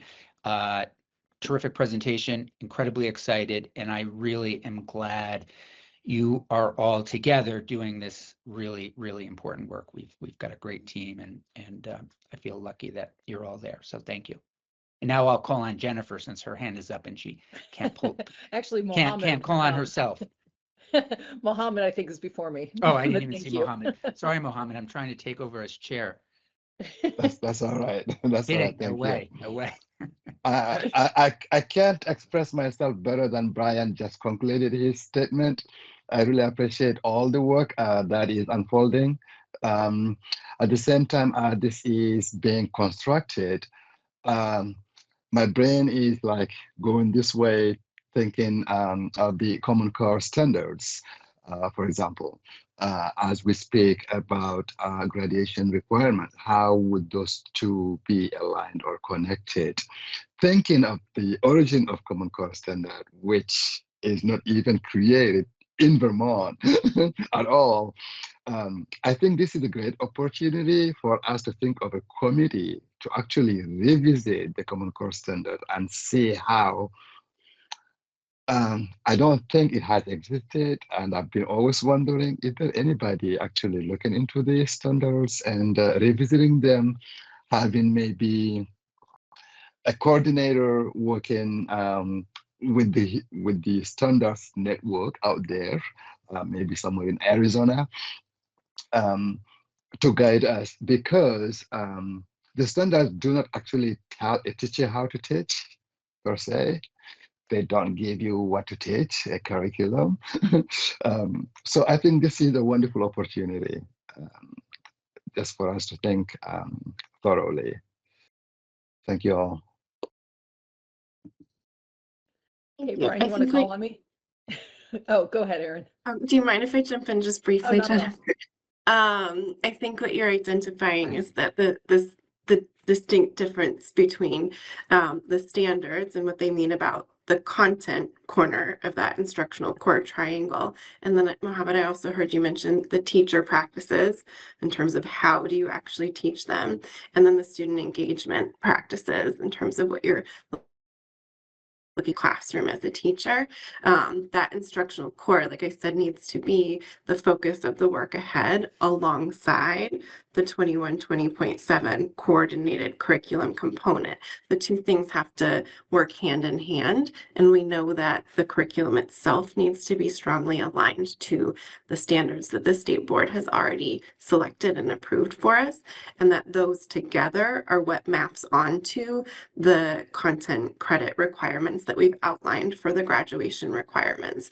So they're just intended to be the framework, but exactly what you're describing is the work ahead in terms of the actual implementation of them. The framework itself is meant to give us clarity on what the expectations are in terms of the coverage of content that we would want all students to have it showing proficiency in before they leave our schools for their next steps. But yeah, the real work, it's that first domino, right? The real work is ahead too, right? Thank you. So I've got a question and maybe a couple of comments, but one, I'm just curious as we think about proficiencies and giving students the opportunity to demonstrate that they are proficient in a given topic, and by setting, as the agency is recommending now, 22.5 credits out of a total of 32 to allow students who maybe need more time to express those proficiencies. I don't even know who this is a question for, but what is proficient? I mean, is it a D? Does that equal proficient, or are we kind of moving away? I see Tammy shaking her head. Like, I'm just curious. Proficiency isn't measured in terms of grades. It's competency-based education, and the competencies are somewhat standard, but they're somewhat unstandard across districts, which is Erin's whole point, right? So you can be proficient here in one, you can meet the competencies for graduation in one district and not meet them in another district. Right. And so like I'm remembering sort of the grading But rubric. it's not grade based, and there's a lot of work, the competency-based education folks will get really frustrated with us if we start talking about a D being a passing grade or a competency. Erin nodding with me on that. Like, there's a lot of intention of not translating them to grades. So, and I understand that, and I'm remembering like the rubric where you're meeting expectation or proficient, exceeding expectation. So how does that correlate to ultimately, are we still going to give students grades, and how do you connect those two? Most districts have a crosswalk that they use for student transcripts when they apply to colleges, right? And for grade point averages. I'm going to put there's an entire dissertation written on this. I can put in by a great student at UVM. I can put in the chat too. Jennifer, I think this is where we've been receiving a lot of questions, and there needs to be real clarity around what we're proposing in terms of the graduation requirements. So I would ask Erin to reinforce, if you had a slide, I think there were 2 slides that might be helpful to revisit as you're thinking about how we are looking at proficiencies and how that's defined. Also within defining the credit, right, as mastery of certain proficiencies. So I think if you could recap those 2 slides, that could be helpful.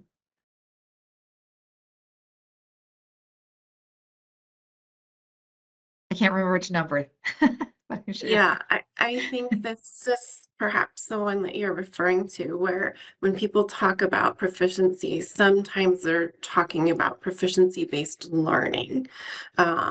which, we've outlined our definition of it here in terms of it being an instructional model that lets students have multiple and a variety of opportunities to demonstrate their proficiency in specified knowledge and skills. So Jennifer, part of your question has to do with the way that the standards that have already been selected for each content area for the state of Vermont break down into discrete knowledge and skills that students would then demonstrate their proficiency in by having multiple opportunities and formats provided to them to do so. And that we are still fully in support of. That is the strongest approach to instruction. In terms of the proficiency-based graduation requirements, this next thing as it relates to proficiency, that of course is being readdressed through the statewide graduation requirements as part of Act 73. And then the last thing that I think was kind of the spirit of your question is that support for how grading works around demonstrations of proficiency in those knowledge and skills as they map onto the standards is work that's a little further down the road and is necessary. I'm glad you're highlighting it. Yeah, thank you for bringing that back up again, because that does get at what I was asking. Thank you. You're not the only one with that question. We've received that a lot. The other 2 points I was just going to quickly make is you had mentioned the importance of youth voice and stakeholder feedback.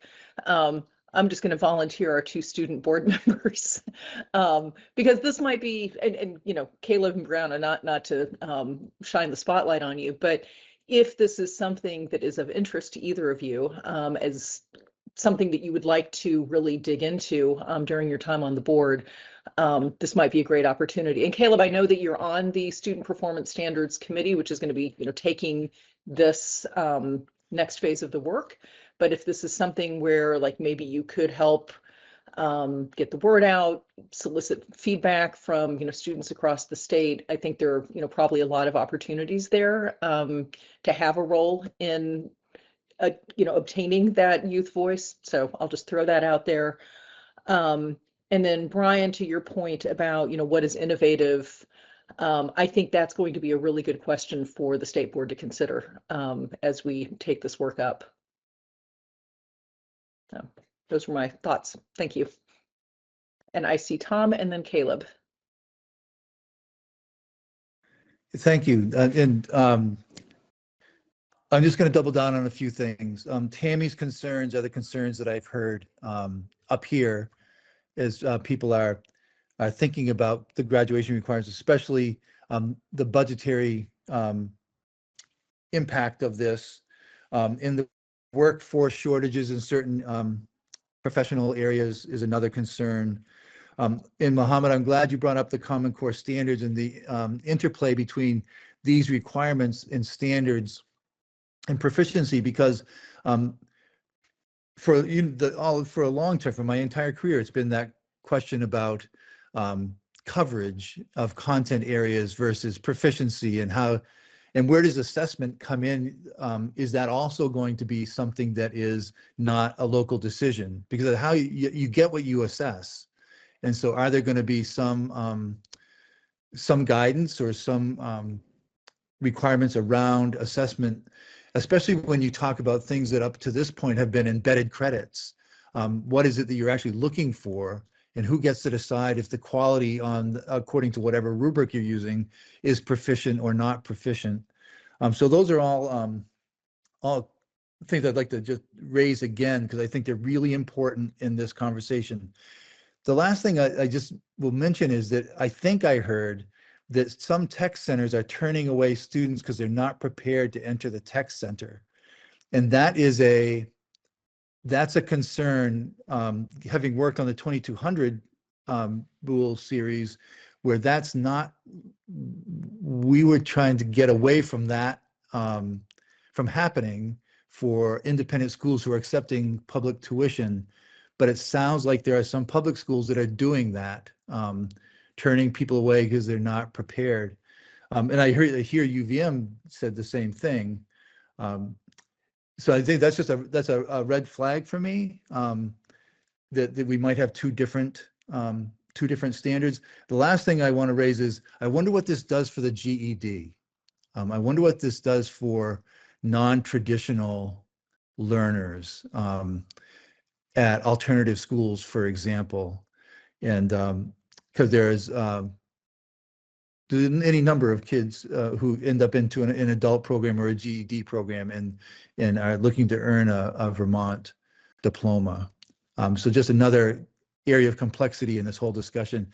And I'll say again, I'm so glad that you're doing this work. It's not easy.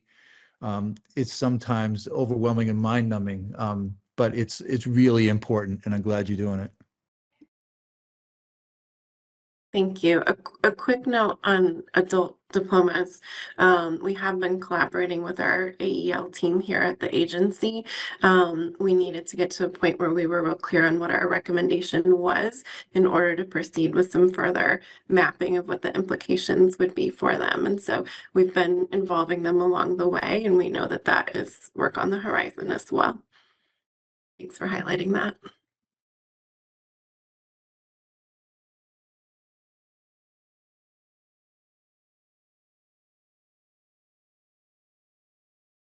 I think I'm good to go. So I just have a couple things. So first off, I would definitely like to highlight what Tom said about, like who decides what proficient is. Like what is proficiency to one person versus another? Because that's definitely a subjective point that should definitely be decided upon, not by just like one set of eyes or one brain. I think it's a very wide spectrum. But another thing, so with the whole like proficiency-based learning, right? Let's take like, I don't know, let's say geometry for whatever reason. I'll just pick a random one. If my school was proficiency-based learning, and I talked earlier about how we have like, you would take a class for a semester, right? If halfway through the semester, I'm able to take a test that says I'm proficient in every single category that is required of taking geometry, why would I take the rest of the class, is my question. If I can demonstrate that I'm already proficient halfway through via whatever type of testing or whatever. So like, I guess my question should be rephrased as, are you able to test out of the proficiency, or is it like more hardline, like you have to take the course, then you can demonstrate you're fully proficient?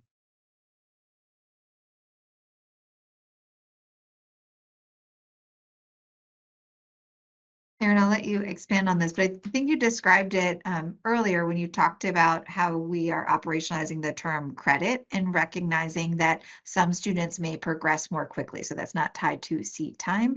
So that might mean that the student masters that content earlier, and it might take some students longer, right? And so I'd like you to expand on that because it is very much in line with the personalized learning approach. What we're looking for is really clarity around how we're defining those proficiencies within the credit.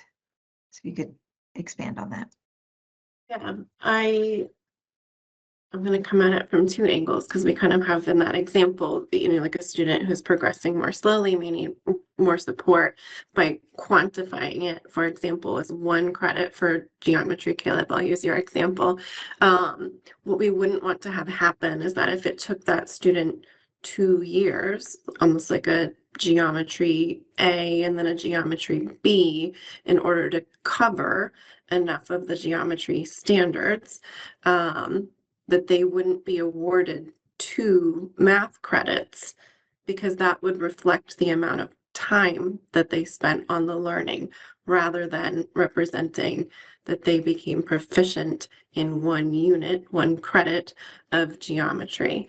And so your example, of course, is kind of the opposite end of the spectrum, that if a student could demonstrate proficiency faster, then yes, we would want to recognize and acknowledge that. We don't currently statewide have an assessment system where we've kind of, this is getting into the grading more generally, the proficiency evaluation system, and then assessments overall. We know that additional work on the horizon will be in regard to how we can assess proficiency and have better support and standardization of that.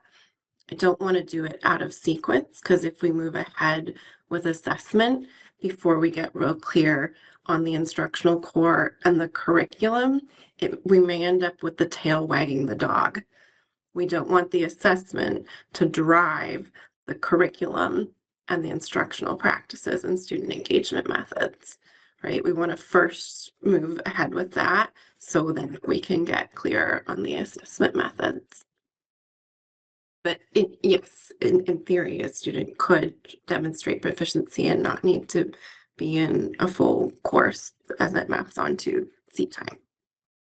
And so, as you said, like, if a student took like 2 years, you said that they would get like 2 credits.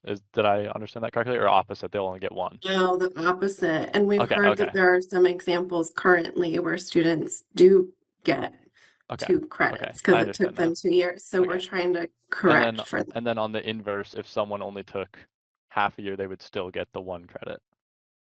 If they demonstrated Yeah, proficiency. yeah. Yep. Okay. Thank you.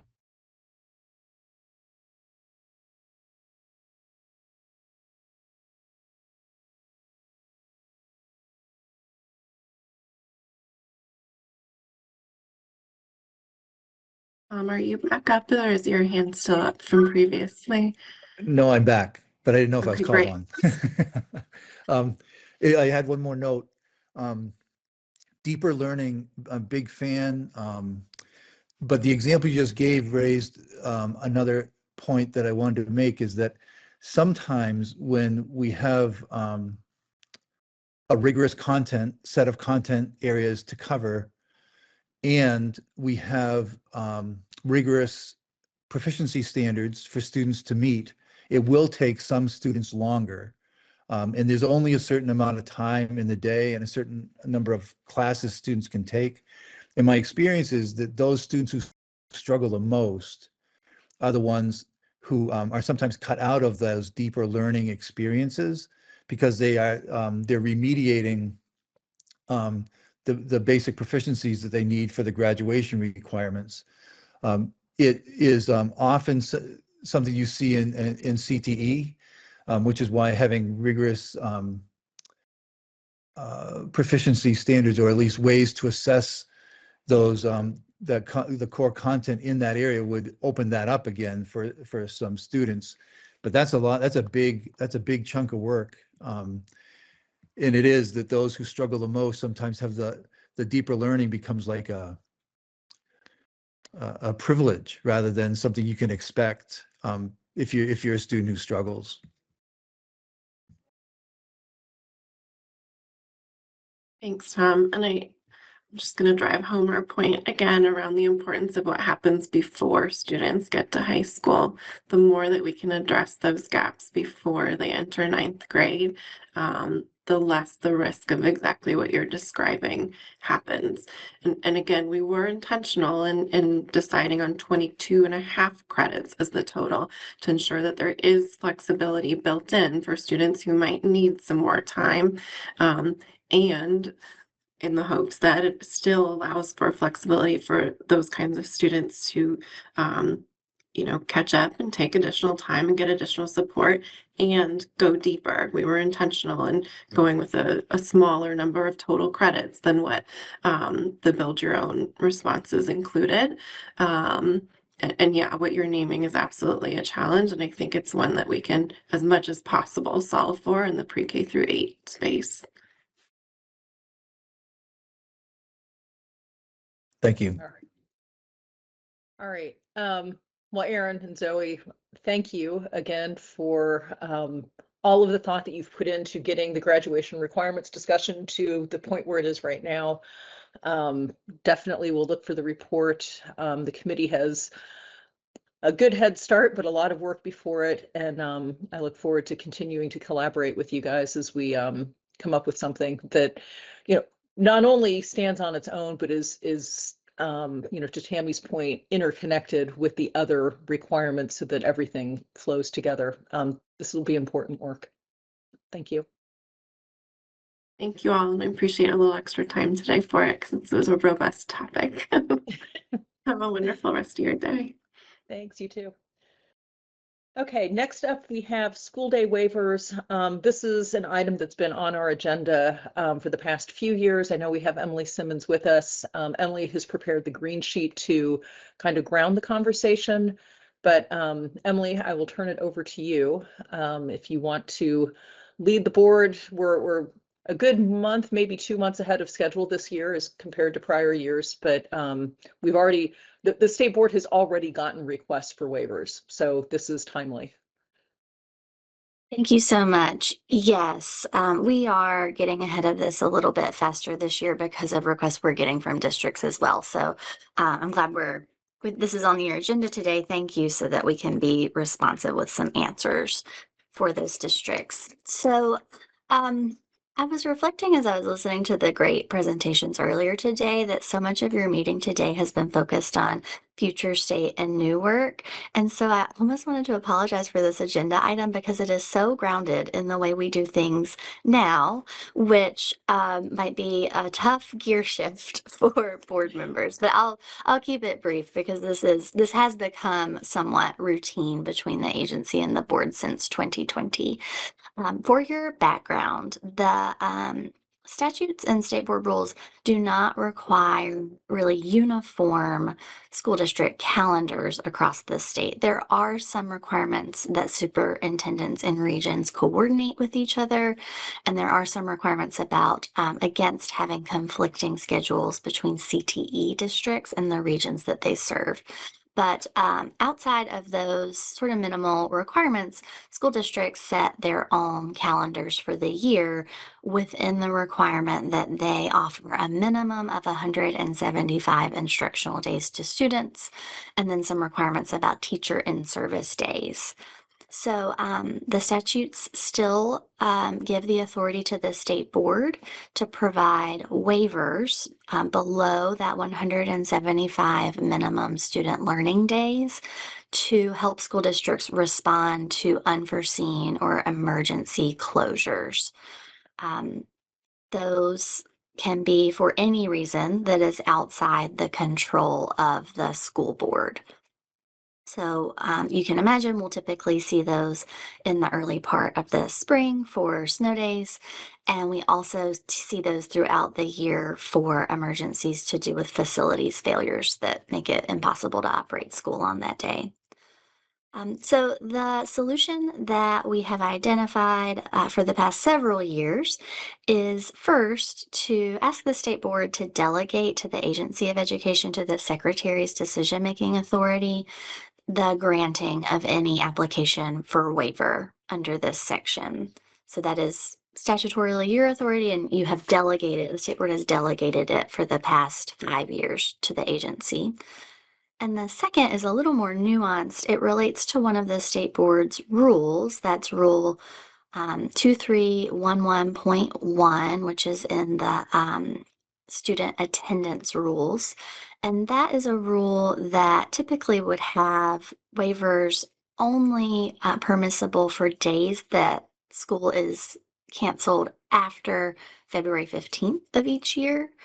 That has always been understood. I put this in the green sheet. Our understanding has been that the state board rule expects school districts to make up days that happen earlier in the year because they have time to do so, and that there's a difference for days later in the year when you just have fewer days in total to make that up, and you're more likely to need an additional day at the end of the year to make up a sort of late in time emergency closure. There's sort of an expectation in the field at this point that has been waived every year since 2020. So we're also requesting you to waive your own rule and allow the agency, if you delegate that authority, to consider waivers for any day during the school year for an emergency closure. I expect that if you are considering granting this waiver, you would have sort of practical questions for how the agency fields this. We really improved and routinized our practice last year. For the first 3 years, I answered the waiver requests in concert with the secretary. And when we got out from under COVID and started making other improvements, Zoe helped us see that that was not the most efficient place to have waivers answered. And so I'm really grateful that our data management and analysis division now has a really uniform form incognito that superintendents can fill out online and send to us. And we have an April deadline for submission of those forms. We promise a quick turnaround on forms sent before that deadline, and then we answer requests on a rolling basis as quickly as we can, but no promises about how quickly if forms come in after that April deadline. We really want to collect all of those requests before we start deciding on waivers for the sake of school day equity across the state. It's important to, I'm sure to you as well as to us, that there not be big swings between districts, that one district is offering significantly fewer days than the other districts in the state. And so it helps us to look across all the waivers at the needs for this year, which, you know, if everybody has the same weather, can be the same, but the school facilities issues tend to be the outliers. And we may deny 1 or 2 days within a requested waiver if otherwise that district would have way fewer operational days. So those are all the questions, and the DMAT is able to compile data for the secretary to look at, and then we have a conversation about what makes sense for the whole state at that point, and then we grant all the waivers that would be equitable for students. That's really important to superintendents. We typically have a lot of passionate requests from them because there are budget impacts for districts. If they need to go into the summer, their staff is only contracted for a certain number of days, and they need to come up with additional funds to pay staff to keep going later into the summer. All right. That was a good explanation, Emily. Thank you. Cynthia, question? And then Yeah, Tammy. just a quick question on process. Do we get a report back of what has been granted? So do we do some follow-up that we get from the AOE later to know? We did prepare summary data last year. I think we failed to bring that to the state board last summer. The school year ended and we moved on to all the other things that were happening. So yes, I've asked DMAD to go ahead and prepare that information for this year. They have a lot on their plates at the moment. I think you heard about all the reports that we're running. So that's not available today. I'm sorry. But yes, is an expectation that we'll report out the end result of the waivers statewide. And I can just confirm, we can add that to our process this year. We do, of course, have a letter that goes to each of the superintendents, and we can compile that in a summary for the board. I think that's appropriate, given you're delegating the authority to the Agency of Education. So we'll add that to our process improvement. Thanks. Tammy and then Rich. I feel like I should know the answer to this question, but I don't. The waiver is for the total number of days, correct? Not the configuration of days within a week, correct? That's right. That's right. Right. So just to be clear in my own head, right? Like, so we would hold them to a certain number of days, but if a school or a district wanted to go, for example, to a 4-day school week, that is not covered under our current regulations. Okay, that's what I thought. Thanks. Thanks. Rich, did you have a question? I did, but it's all set now. Okay. Any other questions? And if someone would like to read the proposed motions off of the green sheet, happy to pass the torch, or I can read them. I will make a motion that the State Board of Education authorize the secretary to, on its behalf, grant waivers for any unanticipated closures under 16 V.S.A. 1071 subsection C in the 2025-2026 school year. Thank you, Rich. Is there a second? Seconded by Tammy. Any further discussion on the first motion? Hearing none. All those in favor of approving it, please raise your hand and signify by saying aye. Aye. Aye. All those opposed? please raise your hand and signify by saying nay. Any abstentions? Okay, the motion carries. So I'd also like to move that the state board waive application of State Board Rule 2311.1 for the 2025-2026 school year. Thank you. Second? Tammy, thank you. Any further discussion? Hearing none, all those in favor of approving the motion, please raise your hand and signify by saying aye. Aye. Aye. All those opposed, please raise your hand and signify by saying nay. Any abstentions? All right, motion carries. Thank you. And Zoe, thank you also for looping this into something else that you will be providing to the board at the end Absolutely. of the school year. Yeah, thank you. All right. So we are now in the home stretch. Future meeting planning. Let me just pull up my list. So in January, as always, we will have secretary report. Rich, you and I can check in on whether there will be an update from the State Aid for School Construction Advisory Board. We may have some independent school approvals.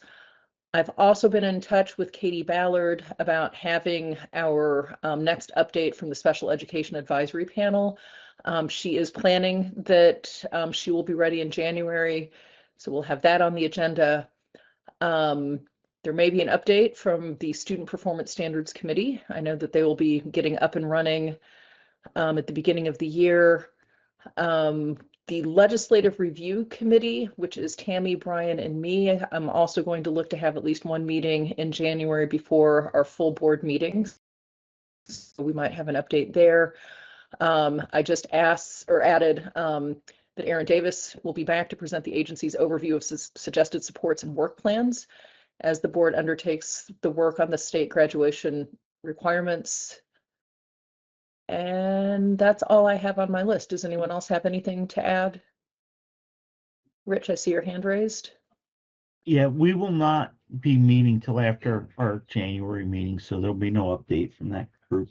Great. Okay, so let me take that off the list and I'll pop it down to February as a potential. We can revisit that.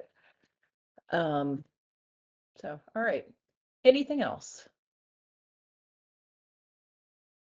All right, hearing none. This is our second public comment hearing, public comment session of our agenda. If there are any members of the public who wish to be heard, you can raise your hand using the hand icon on the Teams platform.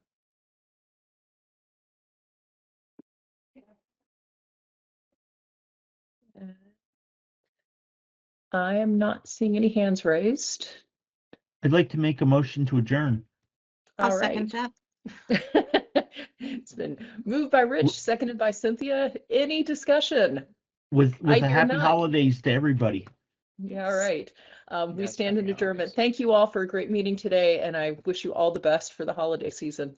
Thank you. Take care. Thank you. Bye-bye. Thank you. Bye.